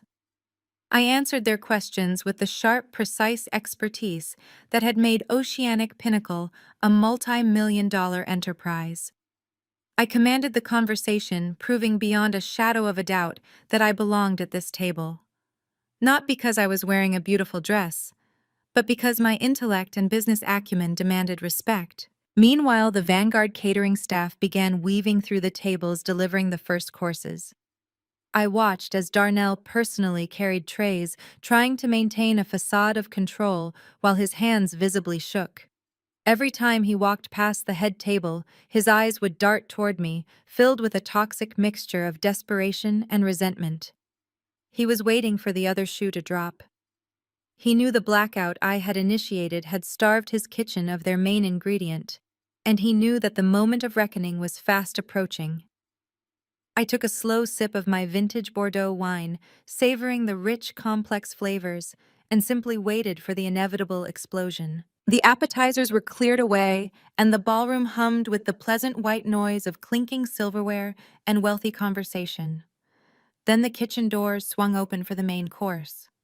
A small army of waiters marched out carrying heavy silver trays covered with gleaming domes. This was the moment the entire gala had been designed around. This was the showcase dish that Winston Thorne had explicitly requested, a dish that was supposed to feature the rarest, most pristine, wild-caught Alaskan king salmon available on the market. The very same salmon that was currently sitting safely in my mother's refrigerator. A waiter approached the head table, stepping carefully as he placed a large porcelain plate directly in front of Winston. He lifted the silver dome with a practiced flourish, expecting a look of delight from the billionaire. Instead, Winston's face instantly darkened into a severe, dangerous scowl. I looked down at the plate. Nestled on a bed of roasted asparagus and wild rice was not the vibrant, marbled orange flesh of Alaskan king salmon. It was a piece of steak. It was a perfectly cooked filet mignon, but it was an absolute breach of contract. The music seemed to fade into the background as the tension at the head table spiked. Winston stared at the meat as if it were a personal insult. He did not touch his fork. He did not say a word to the waiter. He simply raised his hand and snapped his fingers, a sharp cracking sound that cut through the ambient noise of the ballroom like a gunshot. His personal security detail immediately sprang into action, moving toward the kitchen doors. Less than 30 seconds later, Darnell and Vivian were practically dragged across the floor by the security men. They stood before the head table looking completely terrified. Vivian's face was covered in a sheen of nervous sweat, and Darnell was swallowing so hard his tie looked like it was choking him. The surrounding tables had fallen silent, the wealthy guests pausing their meals to watch the billionaire exact his wrath. Winston did not stand up. He did not need to. He simply pointed at the plate in front of him, his voice dropping to a terrifying quiet register that carried clearly across the silent space. He asked Vivian what exactly was sitting on his plate. Vivian stammered, her hands shaking as she clasped them together. She tried to force a smile, but it looked like a grimace. She told him it was a prime-cut filet mignon sourced from a highly exclusive farm. She tried to use all her pretentious event-planning vocabulary to dress up the failure, calling it a culinary pivot designed to elevate the dining experience. She was lying through her teeth, trying to spin a catastrophic supply chain failure into a deliberate creative choice. Winston slammed his fist onto the table, causing the crystal glasses to rattle violently. He told Vivian to stop insulting his intelligence. He stated loudly that his contract with Vanguard Elite Events explicitly demanded wild-caught Alaskan king salmon. He reminded her that he had paid a premium for that specific ingredient because it was the focal point of the evening. He demanded to know why they had unilaterally altered his contracted menu without consulting him. He warned them that if they did not provide a satisfactory explanation, he would not only refuse to pay for the event, but he would personally ensure that Vanguard Elite Events never catered another gala in this city again. Vivian was completely speechless. Her arrogant facade had utterly collapsed, leaving behind a panicked, desperate woman who had no idea how to save her failing company. She looked at Darnell silently, begging him to step in and fix the disaster. Darnell stepped forward, wiping the sweat from his forehead. He was sweating bullets, his eyes darting frantically around the room before finally settling on Winston. He knew he was trapped. He knew the truth would destroy them, but he had no choice but to construct a lie. Darnell cleared his throat, his voice shaking as he addressed the billionaire. He apologized profusely, claiming that the situation was entirely out of their control. He lied through his teeth, stating that there had been a massive sudden breakdown in the national salmon supply chain. He claimed that their primary distributor, Ocean Catch Distributors, had suddenly filed for bankruptcy earlier that day, and that every single vendor on the East Coast was completely out of stock. He insisted that a devastating shortage had hit the premium seafood market and that procuring the requested salmon was an absolute physical impossibility for anyone in the industry. He tried to sound authoritative, playing the role of the knowledgeable businessman managing an unavoidable national crisis. He finished his pathetic speech and stood there waiting for Winston to accept the lie. Vivian nodded eagerly along with her son, trying to validate the fabricated story. They thought they had managed to escape the blame by blaming a phantom industry collapse. They thought they had survived the interrogation. I sat back in my chair, my emerald silk gown pooling beautifully around me. I reached out and picked up my crystal wine glass, bringing it to my lips. I took a slow, deliberate sip of the Bordeaux, letting the silence stretch until it was almost unbearable. Every eye at the head table, including Winston's, was now focused on me, the recognized expert in the field they were currently lying about. I lowered my glass, setting it gently onto the pristine white tablecloth. I looked directly at Darnell and Vivian, my expression perfectly composed, a cold, calculating smile playing at the corners of my mouth. "It didn't break down, Mr. Thorne?" I said, my voice ringing out clear and melodic, cutting through Darnell's desperate lies like a freshly sharpened chef knife. I turned to look at the billionaire holding his gaze. There is absolutely no national shortage of wild-caught Alaskan king salmon. In fact, I personally brought that exact batch, $1,000 worth of the finest catch on the eastern seaboard, directly to their house today, as a gift to ensure your menu was flawless. I turned my head slowly, locking eyes with my petrified mother-in-law and the cowardly husband who had stood by while she abused me. But Vivian and her son-in-law kicked me out of their foyer, treating me like a stray dog and calling my supply smelly garbage from the ghetto. The words smelly garbage from the ghetto hung in the heavy air of the grand ballroom like a physical entity. For a moment, that felt like an absolute eternity. There was no sound at all in the massive space. 500 of the most powerful, wealthy, and influential people in the city were frozen in a state of collective shock. The delicate clinking of crystal champagne flutes and silver forks ceased entirely. The elegant string quartet playing softly in the corner of the room had long since stopped dragging their bows to an abrupt halt. The only sound that pierced the deafening silence was the sharp intake of breath from a prominent socialite sitting 2 tables away from us. Then the whispers began. It started as a low murmur, a buzzing sound like a hive of angry bees that quickly grew into a sweeping wave of horrified realization. The elite guests, the billionaires, the investors, the politicians, they were all putting the pieces together. They were turning their heads to look at Vivian with expressions of pure, unfiltered disgust. Vivian stood there completely paralyzed. The vibrant color had rapidly drained from her meticulously made-up face, leaving her looking gray and suddenly very fragile.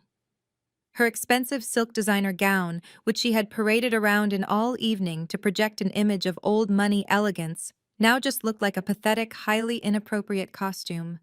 Her classist and racist elitism had been brutally dragged out of the shadows and exposed under the glaring crystal chandeliers for everyone to judge.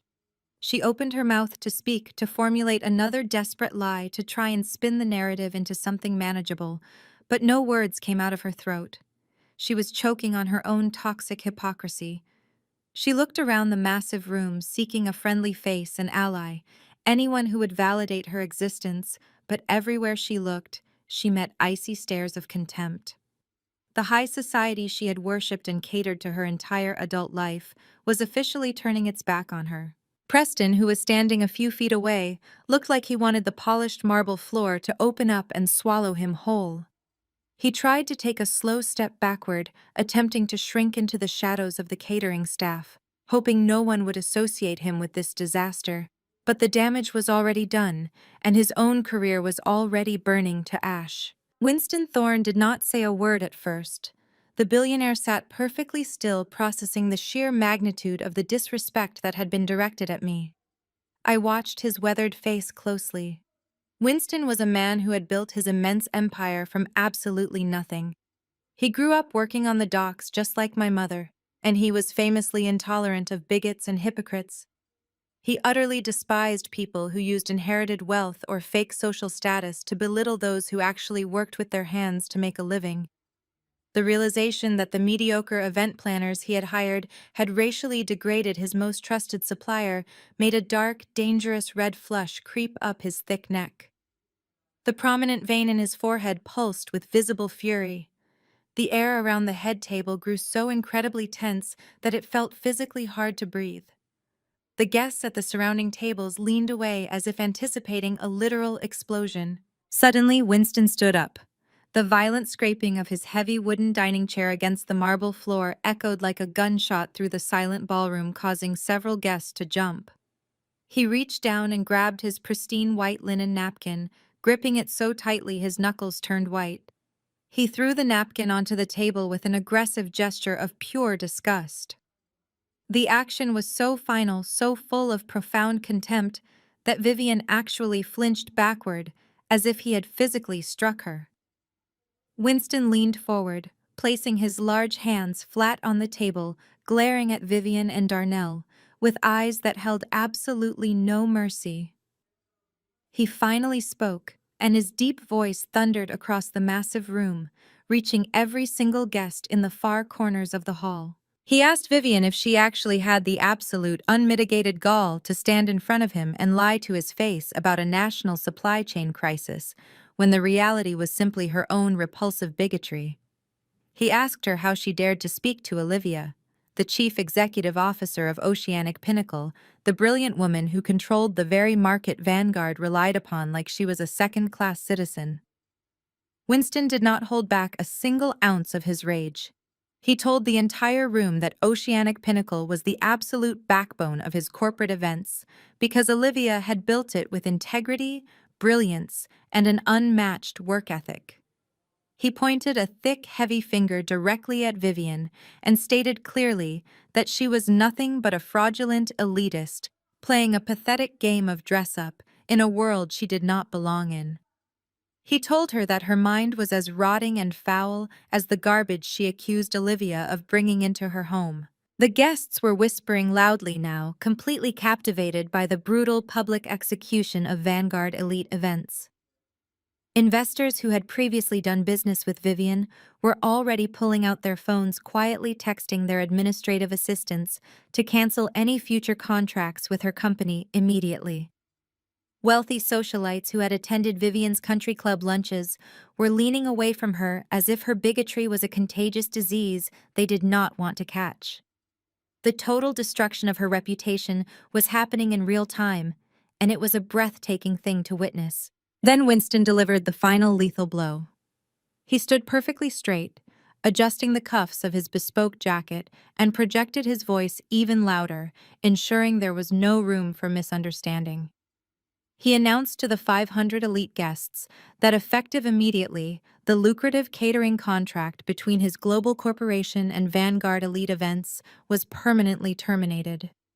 Vivian let out a strangled, pathetic gasp, clutching her chest as if she were having a sudden heart attack. Her knees buckled slightly, but Chantal was too paralyzed by fear to reach out and steady her mother. But Winston was not finished destroying them. He turned his furious gaze directly to Darnell, who was visibly trembling, his shoulders shaking under the weight of his impending ruin. Winston declared that not only was the catering contract terminated tonight, but he would have his entire corporate legal team file a massive lawsuit against Vanguard first thing on Monday morning. He promised to sue them for fraud, for blatant breach of contract, for misrepresentation, and for the absolute unacceptable embarrassment of this evening. He vowed to drain every last cent from their failing business until there was nothing left but dust and legal fees. He told Darnell they would be completely bankrupt before the month was over and that he would personally leverage his influence to ensure no reputable client in this city ever hired them again. The ballroom erupted into a chaotic frenzy of shocked murmurs and loud, urgent conversations. The facade had cracked, and the guests were witnessing the spectacular death of a social climbing family. Vivian's legs finally gave out completely. She collapsed heavily into a nearby empty dining chair, burying her face in her hands and sobbing real heavy tears of absolute ruin. Her empire was dead. Her social standing was obliterated. The women she had spent decades trying to impress were now looking at her with unfiltered pity and revulsion. Darnell, however, was completely losing his mind. His handsome face was twisted into a grotesque mask of pure, unadulterated panic. The golden boy, the arrogant heir to the Vanguard throne, suddenly realized that he was going to lose everything. He was going to lose his luxury sports cars, his expensive country club memberships, his custom suits, and his entire identity. He looked at me sitting calmly beside the furious billionaire. My posture relaxed as I held my crystal wine glass, and something inside his fragile ego simply snapped. He lunged forward, pushing aggressively past the frozen waiters and his own weeping mother. Winston's private security detail immediately stepped in to block him, their hands reaching into their jackets, but I raised my hand and silently waved them off. I wanted to see this. I wanted to feel the desperate, pathetic weight of his panic. I wanted him to cross the final line. Darnell reached the head table and grabbed my arm, his fingers digging painfully into my skin through the delicate emerald silk of my custom dress. His eyes were wild, unfocused, and completely manic. He yanked me upward forcefully, dragging me away from the table before I could even set my wine glass down properly. I let him pull me, not because he overpowered me, but because I wanted to see exactly how low he would stoop when his back was against the wall. He dragged me through the parted crowd, completely ignoring the stares of intense disgust from the wealthy guests who were watching him manhandle his wife. He pulled me roughly down a long carpeted corridor and pushed through a set of heavy mahogany doors into a private, dimly lit waiting room just off the main hall. The heavy doors clicked shut behind us instantly, cutting off the ambient noise of the ballroom and trapping us in a tense, suffocating silence. Darnell backed me against the patterned wallpaper, still gripping my arm tightly, his chest heaving as he gasped for air like a drowning man. He looked into my eyes with a wild, terrifying desperation and demanded in a frantic, terrified whisper that I go back out there right now and fix the massive mess I had just created. I stared at Darnell as his frantic whisper hung in the stale air of the private waiting room. The man standing in front of me, gripping my arm with bruising force, was a stranger. The charming software executive I had married, the man who had promised to protect me and build a life with me, was completely gone. In his place was a cornered coward, a man who would gladly throw his own wife under a bus to save his mother's fragile social standing. I did not panic. I did not cry. I simply looked down at his hand gripping the emerald silk of my gown and then looked back up into his desperate eyes. I told him to take his hands off me. My voice was not loud, but it carried a deadly absolute authority that made him instantly release his grip and take a step back. He stared at me, his chest still heaving, his tie askew. But instead of apologizing, instead of asking me how I could possibly be the chief executive officer of Oceanic Pinnacle, his terror rapidly warped into a defensive, ugly anger. His face flushed a deep red, and the veins in his neck bulged as he started to scream. He paced the length of the small room, throwing his hands in the air, completely devoid of any remorse for the horrific way his mother and brother had treated me. He did not care that Vivian had called me ghetto garbage. He did not care that Preston had tried to have me violently thrown out of the building. His only concern was his own embarrassment. He pointed a trembling finger at my face and yelled that I had deliberately humiliated his family in front of the most important people in the city. He accused me of orchestrating this entire evening just to make his mother look like a fool. He screamed that I was a vindictive, spiteful woman who could never understand the pressure of maintaining a high society legacy. He paced back and forth, his leather shoes thudding against the thick carpet, his voice echoing off the dark mahogany walls. He said I was supposed to be a supportive wife, that I was supposed to drop the salmon off at the service entrance and disappear back into the shadows like I was told. He actually had the audacity to claim that I owed his family my absolute obedience because they had graciously allowed me into their world. The sheer delusion of his rant was almost fascinating to witness. I stood silently, leaning slightly against the expensive wallpaper, letting him exhaust himself. I watched the man I once loved completely unravel, revealing the selfish, entitled core I had been too blind to see for 5 years. When he finally paused to take a breath, I did not defend myself. I did not bother explaining that his mother was a fraud and his brother was a bigot. I simply told him that his family had destroyed their own legacy, and that I was merely the mirror reflecting their ugly truth back at them. My calm demeanor only infuriated him further. Darnell let out a harsh, bitter laugh, running his hands over his face. He stepped closer to me, attempting to use his physical size to intimidate me. He sneered, looking me up and down, taking in the diamonds at my throat and the expensive silk of my gown. He told me that if I thought I had won, I was completely delusional. His voice dropped into a low, threatening register. He said that if I wanted to play these power games, he would show me exactly how the game was played. He announced with a vicious smirk that he was divorcing me. He leaned in so close I could feel the heat radiating from his face. He told me that since we had been married for 5 years and lived in a community property state, he was legally entitled to half of everything I owned. He smiled a dark, greedy smile, his eyes gleaming with the sudden realization of my wealth. He boasted that he was going to take half of Oceanic Pinnacle. He said he was going to take half of my liquid assets, half of my investments, and half of the multi-million-dollar enterprise I had secretly built. He told me he would hire the most aggressive corporate divorce attorneys in the state and bleed me completely dry. He laughed again, telling me that my little revenge stunt tonight was going to cost me half my empire and that he would use my own money to save Vanguard elite events. He thought he had played the ultimate trump card.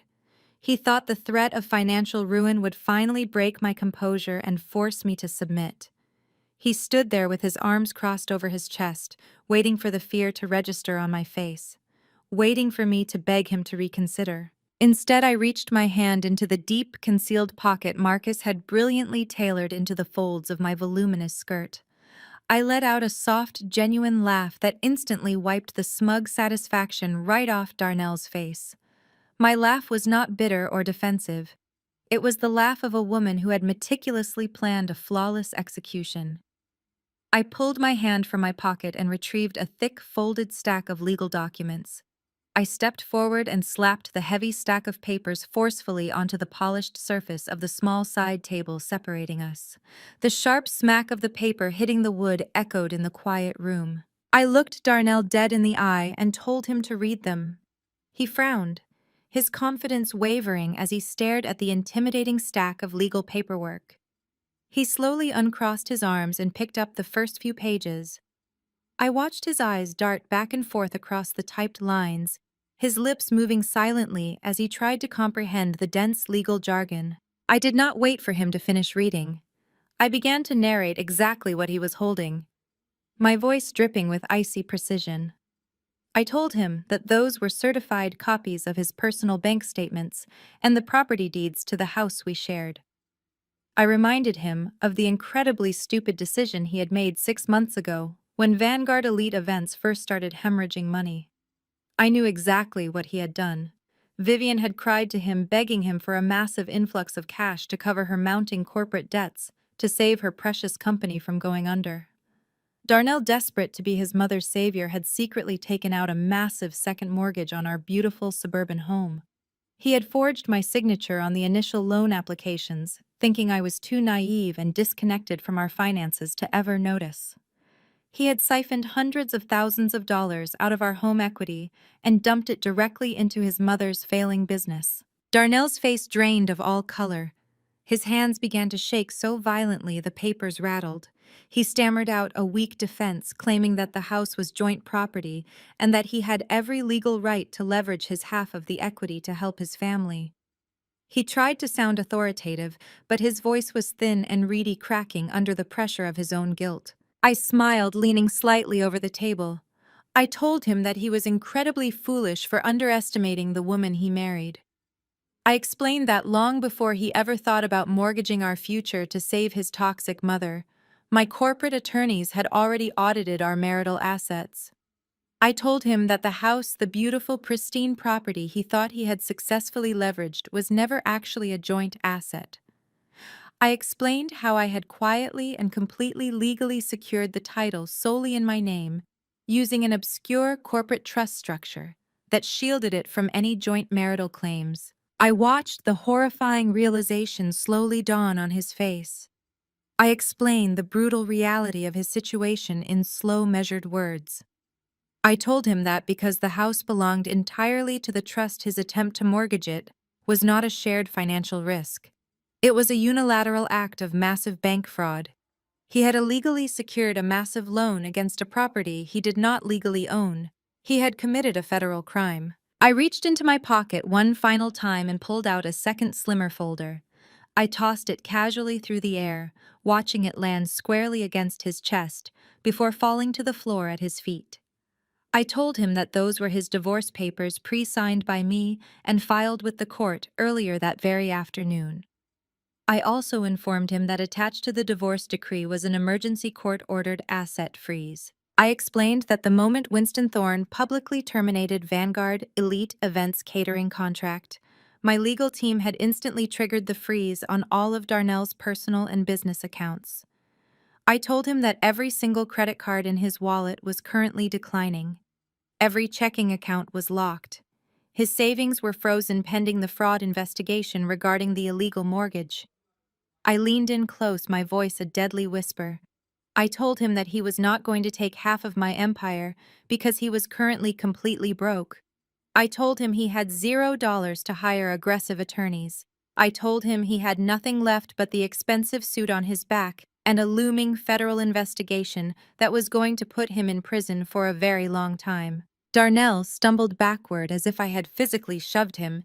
He hit the wall and slid down slightly, his knees buckling under the crushing weight of his absolute ruin. The arrogant, threatening man from a few minutes ago was entirely gone. He looked like a broken, terrified child. He opened his mouth to beg, to plead for mercy, to ask me to undo the nightmare I had just unleashed upon him, but no words came out. He was suffocating on the ashes of his own burned-down life. The silence in the room was absolute, a heavy, thick quiet that felt like the moment right after a massive bomb detonates. I stood over him, looking down at the man who had allowed his family to abuse me, feeling a profound, cold satisfaction.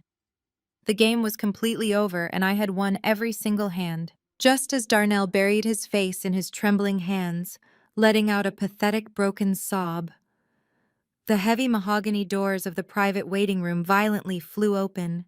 The heavy wood crashed against the wall with a thunderous bang that made Darnell flinch and look up in terror. Preston burst into the room. He did not look like the arrogant, smug bank manager who had just tried to have me thrown out by security. He looked like a man who had just witnessed a murder. His face was pale as a ghost, a sickening grayish white. His tie was ripped open and he was sweating so profusely his shirt collar was soaked. He was breathing in ragged, harsh gasps, his eyes wide and completely manic. He was holding his smartphone out in front of him, his hands shaking so violently the device was vibrating in the air. He stared at Darnell, and then his terrified eyes snapped to me, his jaw hanging open in pure, unadulterated horror. Preston stood framed in the heavy mahogany doorway, looking like a man who had just been dragged from a terrible, violent car wreck. The heavy doors slowly swung shut behind him, cutting off the faint sounds of the grand ballroom and sealing the four of us inside this quiet, velvet-lined room. He did not even seem to notice Darnell, who was still crumpled on the floor, weeping quietly into his hands. Preston's manic, terrified eyes were locked entirely on me, his chest heaving as if he had just sprinted for miles. His normally perfectly styled hair was plastered to his forehead with a thick, greasy layer of sweat. The arrogant white-collar banker, who had threatened to have me removed by security just minutes ago, was completely gone. In his place was a hollow, desperate shell of a man whose entire existence was evaporating before his very eyes. His hands were shaking so violently that the expensive smartphone he was clutching slipped from his fingers and clattered loudly against the polished hardwood floor. He dropped to his knees with a heavy, ungraceful thud, scrambling frantically to retrieve the device as if it were a lifeline. When he finally managed to pick it up, his fingers trembled as he tapped the screen. He looked up at me, his face a sickening shade of gray, and he opened his mouth to speak, but only a dry, raspy wheeze came out. He swallowed hard, trying to force the words past the absolute terror closing his throat. He stammered out that he was ruined. His voice was high and thin, completely stripped of its usual deep, booming authority. He looked at the glowing screen of his phone and said that he had just received an emergency email to his personal account from the executive board of East Coastal Maritime Bank. They had not just suspended him, they had terminated his employment effective immediately.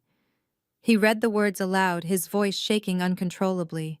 He had been stripped of his title, his access codes, his pension, and his banking license. But the termination was just the beginning of the nightmare.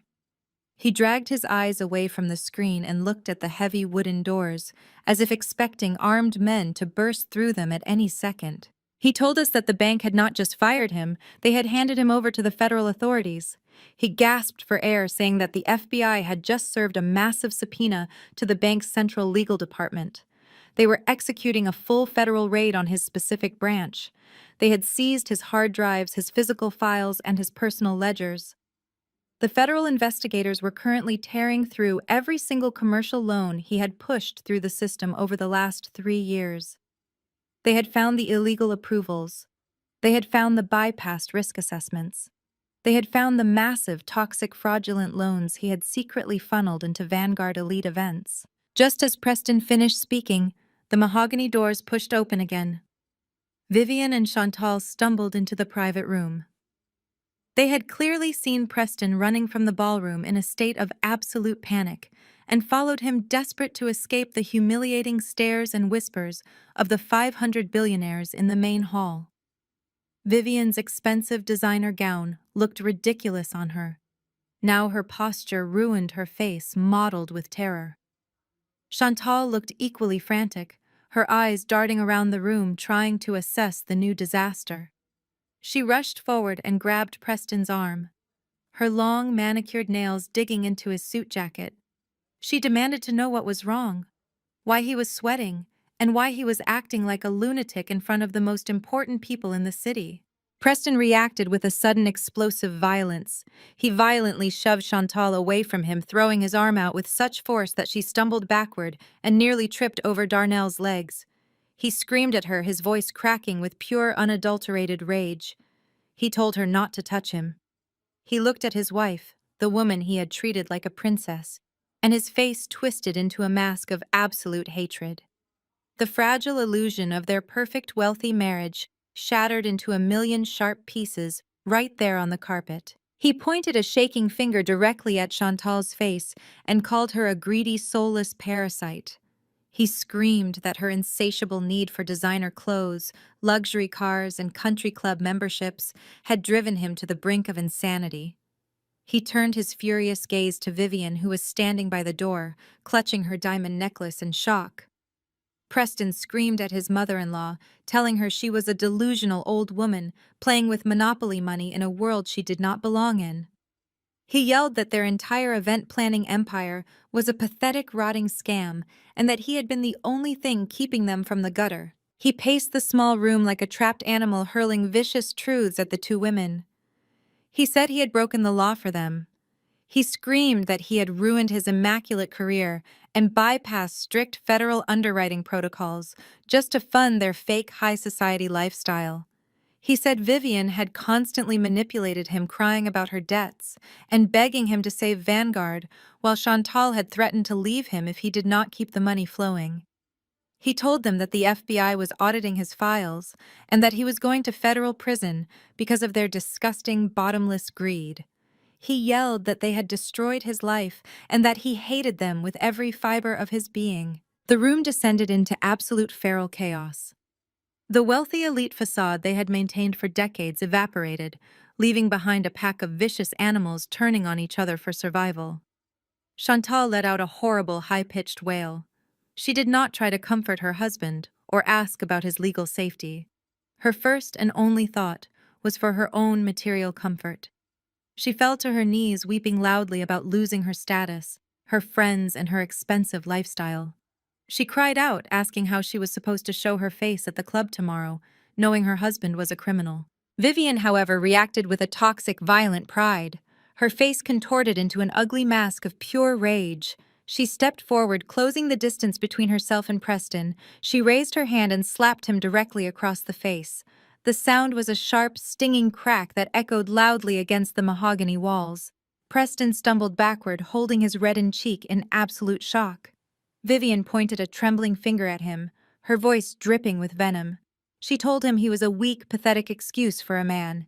She hissed that he was supposed to be a provider, that he was supposed to protect the family from this exact type of ruin. She blamed him for getting caught, calling him stupid and careless. They were completely imploding. Preston screamed back at Vivian, stepping into her space and unleashing a torrent of profanity. Chantal continued to wail on the floor, her cries mixing with Darnell's quiet, pathetic sobbing. It was a grotesque, pathetic display of human degradation. They were tearing their own family apart, ripping each other to shreds in a desperate attempt to assign blame, while their entire world burned to ash around them. I stood quietly near the elegant side table, perfectly still, perfectly composed. My heavy emerald silk gown caught the dim light of the crystal sconces, making me glow against the dark background of the room. I watched them destroy each other. I did not feel an ounce of guilt or sympathy. I felt absolutely nothing but a cold, analytical satisfaction. I was watching the inevitable result of unchecked arrogance and cruelty. They had built their lives on lies and oppression, and now the foundation was crumbling, burying them all alive. The noise in the room was deafening, a chaotic symphony of screaming, crying, and blaming.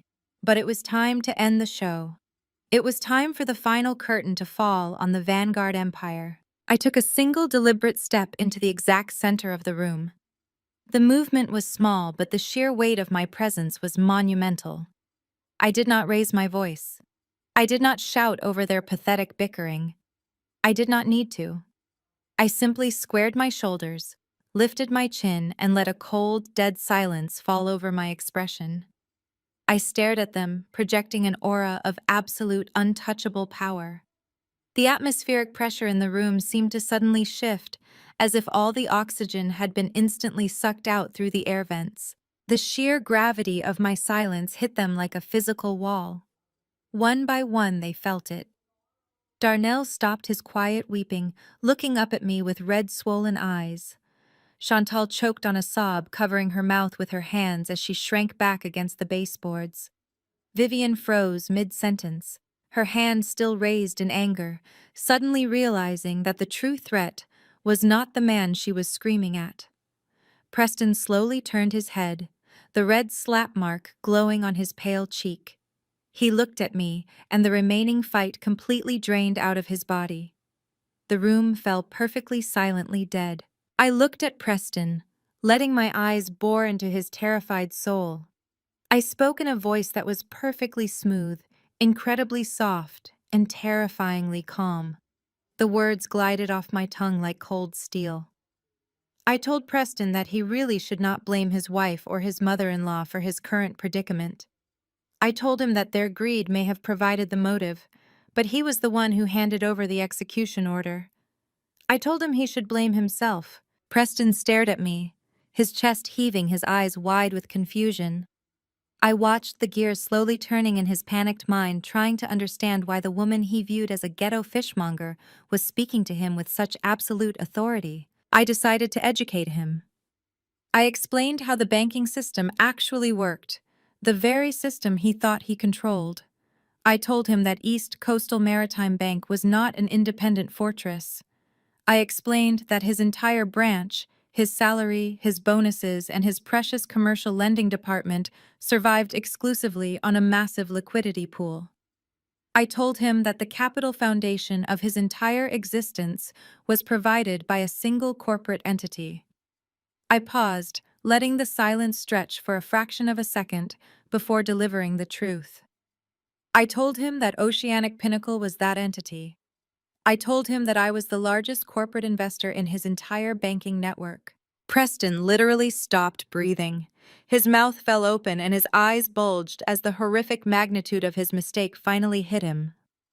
He realized he had not just insulted a vendor's wife. He had repeatedly terrorized the chief executive officer of his bank's primary funding source. I did not let him speak. I continued, my voice dripping with icy precision. I reminded him of the text message he had sent me earlier that day. I reminded him of the moment he felt so powerful and untouchable that he decided to threaten my mother. I told him that he thought his white-collar job gave him the right to intimidate a black woman he viewed as beneath him. I smiled, a slow, terrifying smile that held absolutely no warmth. I told him that when I read that text message, I simply picked up my phone and made a single call to my corporate attorney. I looked Preston dead in the eye and confirmed his worst nightmare. I told him that I was the one who ordered the blind emergency audit on his branch. I told him that I was the one who unleashed the federal investigators on his department. I told him that I was the architect of his entire destruction, and I did it simply because he lacked basic human respect. The realization hit the room like a bomb. The crushing weight of the truth descended upon my in-laws, flattening them completely. The woman they had degraded, isolated, and humiliated for 5 long years was not a victim. She was a titan. She held their freedom, their finances, and their entire futures in the palm of her hand, and she had just crushed them into dust without breaking a sweat. Vivian looked at me. She looked at the custom emerald silk gown, the vintage diamonds resting against my collarbone, and the absolute unyielding power radiating from my stance. The thick layer of arrogant entitlement that had defined her entire personality finally drained completely out of her body. The tyrant of the family, the woman who had demanded I hide myself in the shadows and use the service entrance, suddenly realized she was looking at a queen. Her knees simply gave out. Vivian collapsed. She did not just fall, she crawled. She dragged herself across the thick carpet, her expensive dress bunching around her knees, moving frantically toward my feet. She reached out her trembling hands, hovering just inches from the hem of my emerald gown, too terrified to actually touch the silk. Tears streamed down her face, ruining her perfect makeup, leaving dark, ugly streaks across her cheeks. The matriarch of the Vanguard Empire was reduced to a sniveling, groveling mess on the floor. She looked up at me, her face twisted in a mask of absolute desperation. She sobbed uncontrollably, her voice cracking as she begged for mercy. She gasped out the most pathetic, hypocritical words she could possibly utter, pleading with me to stop the audits, to save their company, to spare them from federal prison. She looked at me through her tears and cried out, "Please, Olivia, please, you have to help us. We are family." The word family hung in the stale air of the private waiting room like a foul terminal disease. Vivian repeated it over and over again, her voice a wet, ragged gasp as she stayed glued to the expensive carpet. The matriarch of the Vanguard Empire, the woman who had spent decades meticulously crafting an image of untouchable high society elegance, was completely, entirely broken. She dragged herself forward on her knees, her custom designer gown bunching up and twisting around her legs. Her meticulously applied makeup had completely melted into dark, ugly streaks of mascara and foundation running down her pale, trembling cheeks. She looked up at me with eyes so swollen and bloodshot, she barely looked human. "We are family, Olivia." She sobbed, her manicured hands clutching empty air as if trying to physically grab on to the mercy she so desperately needed.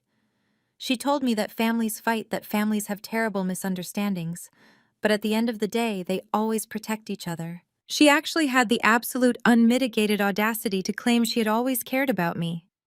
She wept loudly, saying she was just under so much crushing pressure from the failing business and the massive stress of the waterfront gala that her anxiety made her say things she did not truly mean. She begged me to call off the federal investigators, to march back out into the ballroom and tell Winston Thorne it was all a big misunderstanding, to release the emergency freeze on all their corporate and personal accounts.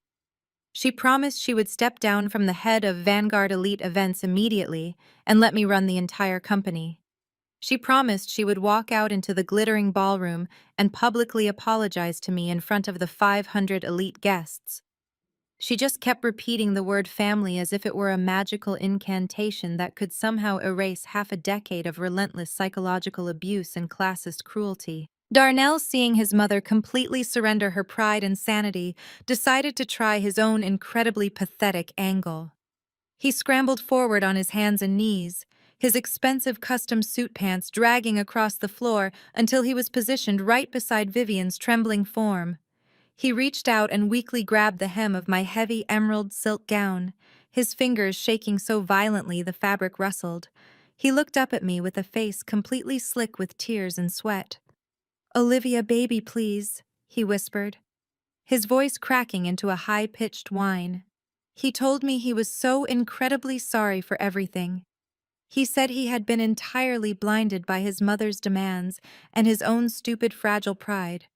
He begged me to remember the good times we shared, the early days of our marriage, before the Vanguard business started failing and the financial stress poisoned his mind. He told me he loved me, that he had always loved me deep down, and that he would gladly spend the rest of his natural life making it up to me. He begged for a second chance to be the husband I truly deserved. He swore on his life that he would immediately cut all ties with his toxic family, and we could start over completely fresh. Just the two of us, anywhere in the world I wanted to go. He told me he would do absolutely anything I wanted if I just stopped the financial execution and saved him from federal prison. I looked down at my husband and my mother-in-law. These were the two people who had spent 5 long years treating me like an uneducated peasant. These were the people who had mocked my background, my mother, my clothes, and my very right to exist in their pristine, elite world. And now they were on their knees, literally kissing the floor beneath my feet, begging for their financial and literal lives. Chantal and Preston watched this grotesque display from the corner of the room, completely paralyzed by their own impending doom. Chantal was weeping silently into her hands, rocking back and forth against the mahogany wall in a state of pure shock. Preston looked like a dead man, walking, his eyes completely hollow and vacant, knowing his illicit banking career was over and his federal prison sentence was already signed and sealed by the FBI audit. I let the heavy silence stretch. I let them sit in the agonizing quiet, listening to the pathetic sound of their own ragged sobbing. I did not take a step back. I did not pull my beautiful silk dress away from Darnell's weak, trembling grasp. I just looked down at them with eyes as cold and deep and unforgiving as the ocean. When I finally spoke, my voice was a soft, smooth murmur that commanded absolute, terrifying attention. I told Vivian that she did not have the slightest clue what the word family actually meant. I told her that a real family does not force a daughter-in-law to enter her own anniversary gala through a filthy service door. A real family does not hide you away in the shadows like a dirty, shameful secret. A real family does not call you ghetto garbage in front of the most powerful people in the city, just because you dared to wear a nice dress. I slowly shifted my gaze to Darnell and told him that a real husband does not secretly mortgage his shared home and commit massive federal bank fraud just to save a mother who openly despises his wife. I told him that a real husband does not stand by like a coward and watch his brother assault his wife without lifting a single finger to protect her. I told them that they were not my family, and they never had been. I told them they were simply a pair of greedy parasites who had finally run out of blood to drain. Vivian let out another loud, agonizing wail, burying her face deep into the carpet, unable to look at me anymore. Darnell squeezed his eyes shut, shaking his head rapidly from side to side, as if he could physically deny the crushing truth of my words. But I was not quite finished with them. I had one final devastating card left to play. The ultimate financial checkmate that would ensure they could never rebuild, never recover, and never show their arrogant faces in this city ever again. I took a slow, deliberate breath and asked them a very simple, very quiet question. I asked them if they truly understood how Vanguard Elite Events had miraculously managed to stay afloat for the past 6 months, despite bleeding cash every single day. Vivian stopped her frantic sobbing and slowly lifted her head, her tear-streaked face staring up at me in absolute confusion. Darnell swallowed hard, his hand falling away from my dress as he waited for me to continue. I explained the reality of their situation using small, simple words so their panicked, exhausted brains could fully process the absolute finality of their doom. I told them that Oceanic Pinnacle did not just manage global seafood supply chains and international shipping routes. I explained that my corporation possessed a massive, highly aggressive financial acquisitions department. A shadowy department that specialized exclusively in identifying failing businesses, buying up their toxic debt for pennies on the dollar, and then legally stripping those companies for parts. I told Vivian that I had personally instructed my lead acquisitions director to start tracking every single financial movement Vanguard Elite Events made over a year ago, when I first noticed the cracks forming in her glamorous facade. I walked them through the precise timeline of their own destruction. I told them I knew the exact day Vanguard started missing payments to their primary vendors. I knew the exact week they started bouncing their employee payroll checks. I knew all about the desperate, highly illegal commercial loans Preston had secretly pushed through his branch to keep Vivian's empire from collapsing. But what they did not know, what Preston in his infinite white-collar arrogance had completely failed to realize, was what inevitably happens to toxic corporate debt once it enters the open market. I smiled a terrible, beautiful smile, looking directly at Preston, who was leaning heavily against the far wall. I told him that his bank was merely a subsidiary branch, and that subsidiary branches routinely package and sell off their high-risk debt portfolios to larger investment firms to clear their books before quarterly audits. I told him that exactly 1 week ago his bank sold a massive package of defaulted corporate bonds and toxic commercial loans to a silent holding company. I looked back down at Vivian, whose eyes were steadily widening in pure, unfiltered horror as the pieces finally clicked together in her mind.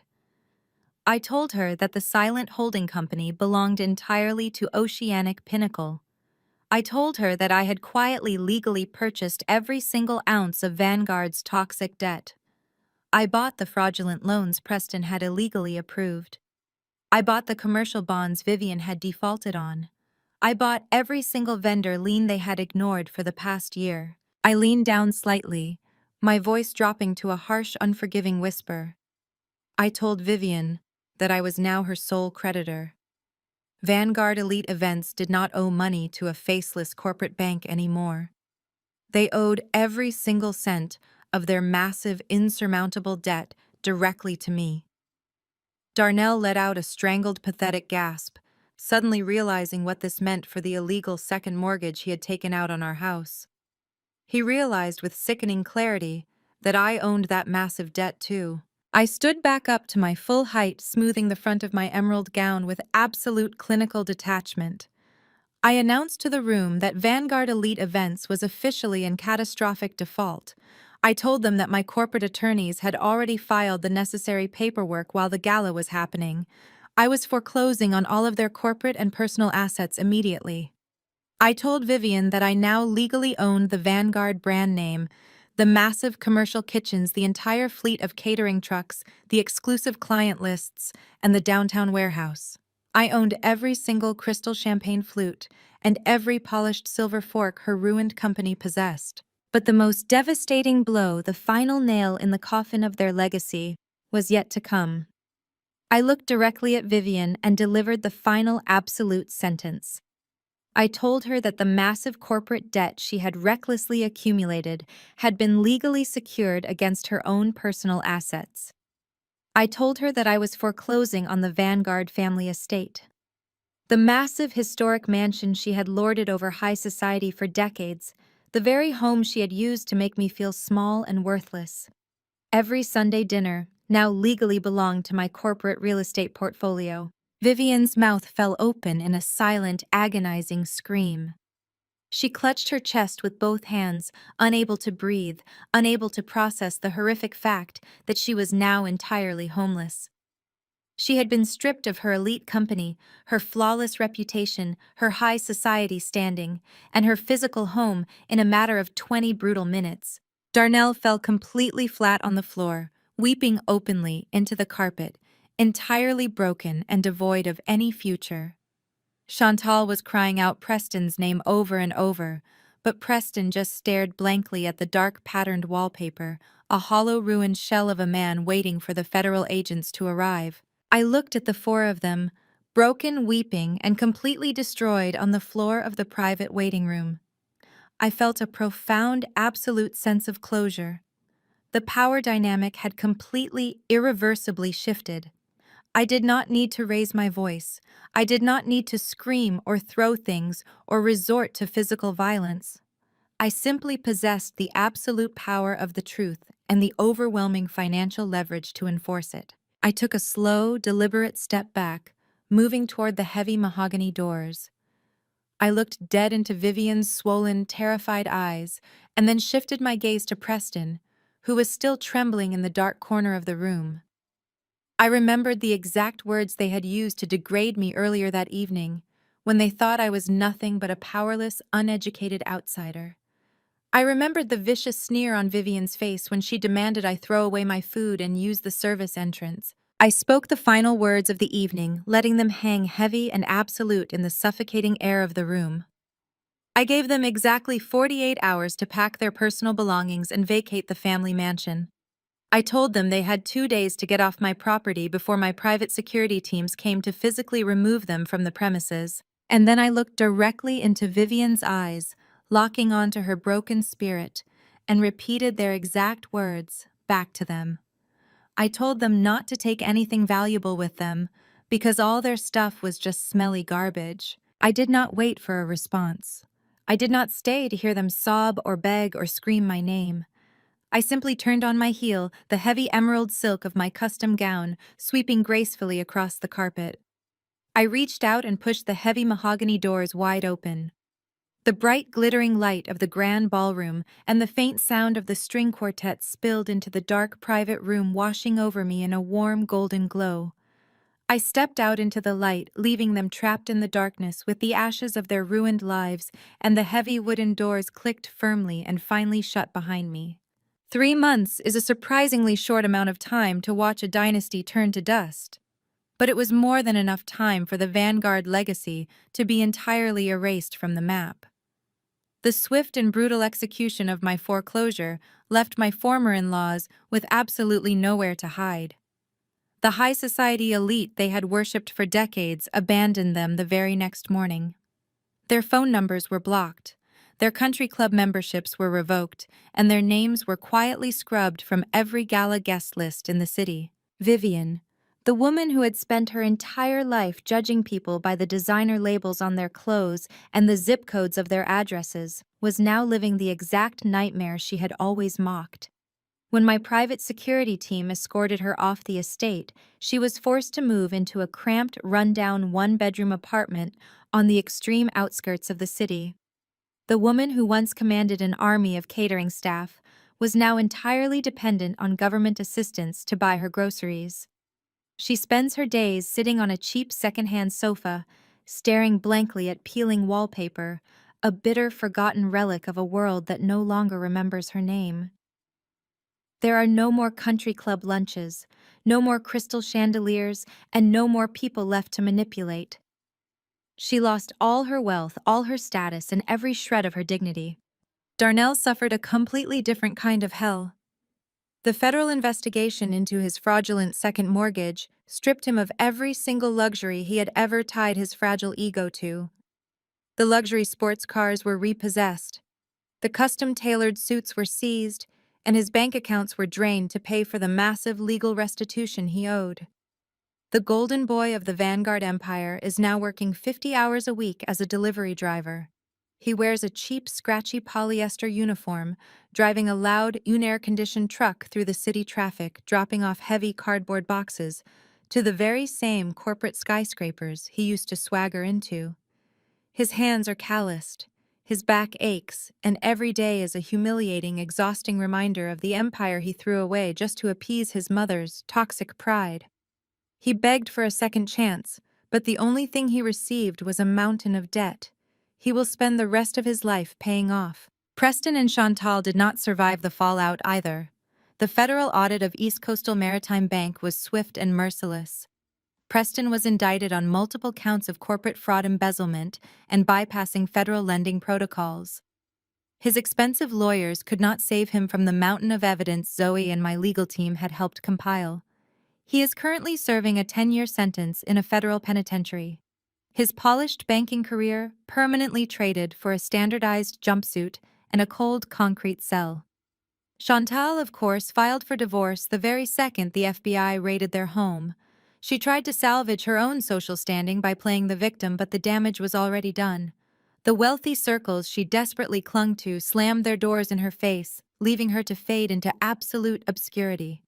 The hypocrites had turned on each other, tearing their own family to shreds the moment the money ran out, just like starving animals fighting over scraps. But while they were busy navigating the ruins of their own making, I was busy building the future. Tonight the air was crisp and cool, blowing gently off the waterfront, as hundreds of luxury cars pulled up to the grand entrance of the Oceanic Pinnacle Event Hall. The massive building, which had once been the crown jewel of the Vanguard real estate portfolio, now belonged entirely to me. I had gutted the building completely, stripping away Vivian's gaudy gold trimmings and heavy, suffocating velvet curtains. I replaced them with sleek, modern glass floor-to-ceiling windows that looked out over the ocean and clean, elegant architectural lines that breathed fresh life into the space. Tonight, I was hosting the inaugural Oceanic Pinnacle Foundation Gala. It was a massive philanthropic event, entirely dedicated to funding and supporting young African-American female entrepreneurs. I had invited 500 of the most influential investors, venture capitalists, and tech leaders in the country to help build a massive financial network for women who had the brilliance and the drive but lacked the capital to start. Women who were just like I had been before I built my empire in secret. The ballroom was filled with the sound of genuine laughter, the clinking of crystal glasses, and the brilliant hum of real, authentic networking. There were no hidden agendas here, no toxic elitism, and no service entrances. Every single person in this room belonged here. Young founders were pitching their business plans to angel investors, securing the funding they needed to change the world. I built this space for them to ensure no one ever had to feel small or powerless again. I stood near the grand staircase looking out over the magnificent crowd, holding a flute of expensive champagne. I was wearing a breathtaking custom silver gown that caught the light of the modern chandeliers with every slight movement. But the most beautiful thing in the room was not the decor or the elite guest list. It was the woman standing right beside me. My mother, Gloria, looked absolutely radiant. She was wearing a gorgeous deep sapphire evening gown that complemented her rich skin perfectly. Delicate, real diamond drop earrings sparkled at her neck, a gift I had bought her to celebrate the launch of the foundation. The woman who had spent decades working on the cold, wet docks, sacrificing her own comfort so I could have a better life, was now the guest of honor at the most exclusive event in the city. Billionaires and politicians were lining up just to shake her hand and listen to her stories. She was laughing freely, her eyes shining with absolute pure joy. Nobody was looking down on her. Nobody was questioning her worth. She was exactly where she deserved to be. A line of press photographers gathered near the bottom of the staircase, their camera flashes popping like brilliant little stars in the dim ambient lighting of the hall. They called my name asking for a photo of the founder and chief executive officer to put on the cover of the morning business journals. I stepped forward, sliding my arm gently around my mother's waist, pulling her close to my side. I looked directly into the flashing press cameras and smiled. It was not a forced, polite smile. It was a smile of absolute unburdened freedom. I had protected my family. I had destroyed the people who tried to break me. And I had secured a legacy built on integrity and brilliance. My past was finally behind me, and the future stretched out as wide and deep as the ocean. It was an absolute, flawless victory with no loose ends left to tie. The cameras flashed one final time, capturing the image of two strong, triumphant women standing at the very top of the world. The brilliant light of the flash slowly faded, transitioning into the cool, glowing blue light of the massive oceanic pinnacle logo projected against the night sky, a permanent shining beacon of the empire I had built. The profound lesson we can draw from this narrative is that true power does not come from inherited status or arrogant entitlement, but from silent preparation and undeniable competence. When people mistake your quiet humility for weakness, they eventually expose their own toxic flaws and seal their own downfall. Olivia teaches us that you should never let the cruelty of others define your worth or dictate your actions. Instead of reacting with blind anger, she meticulously built her own independence and executed her justice with flawless precision, proving that the best revenge is unshakable success. If you loved this story about reclaiming your power, make sure to subscribe and share your thoughts in the comments below.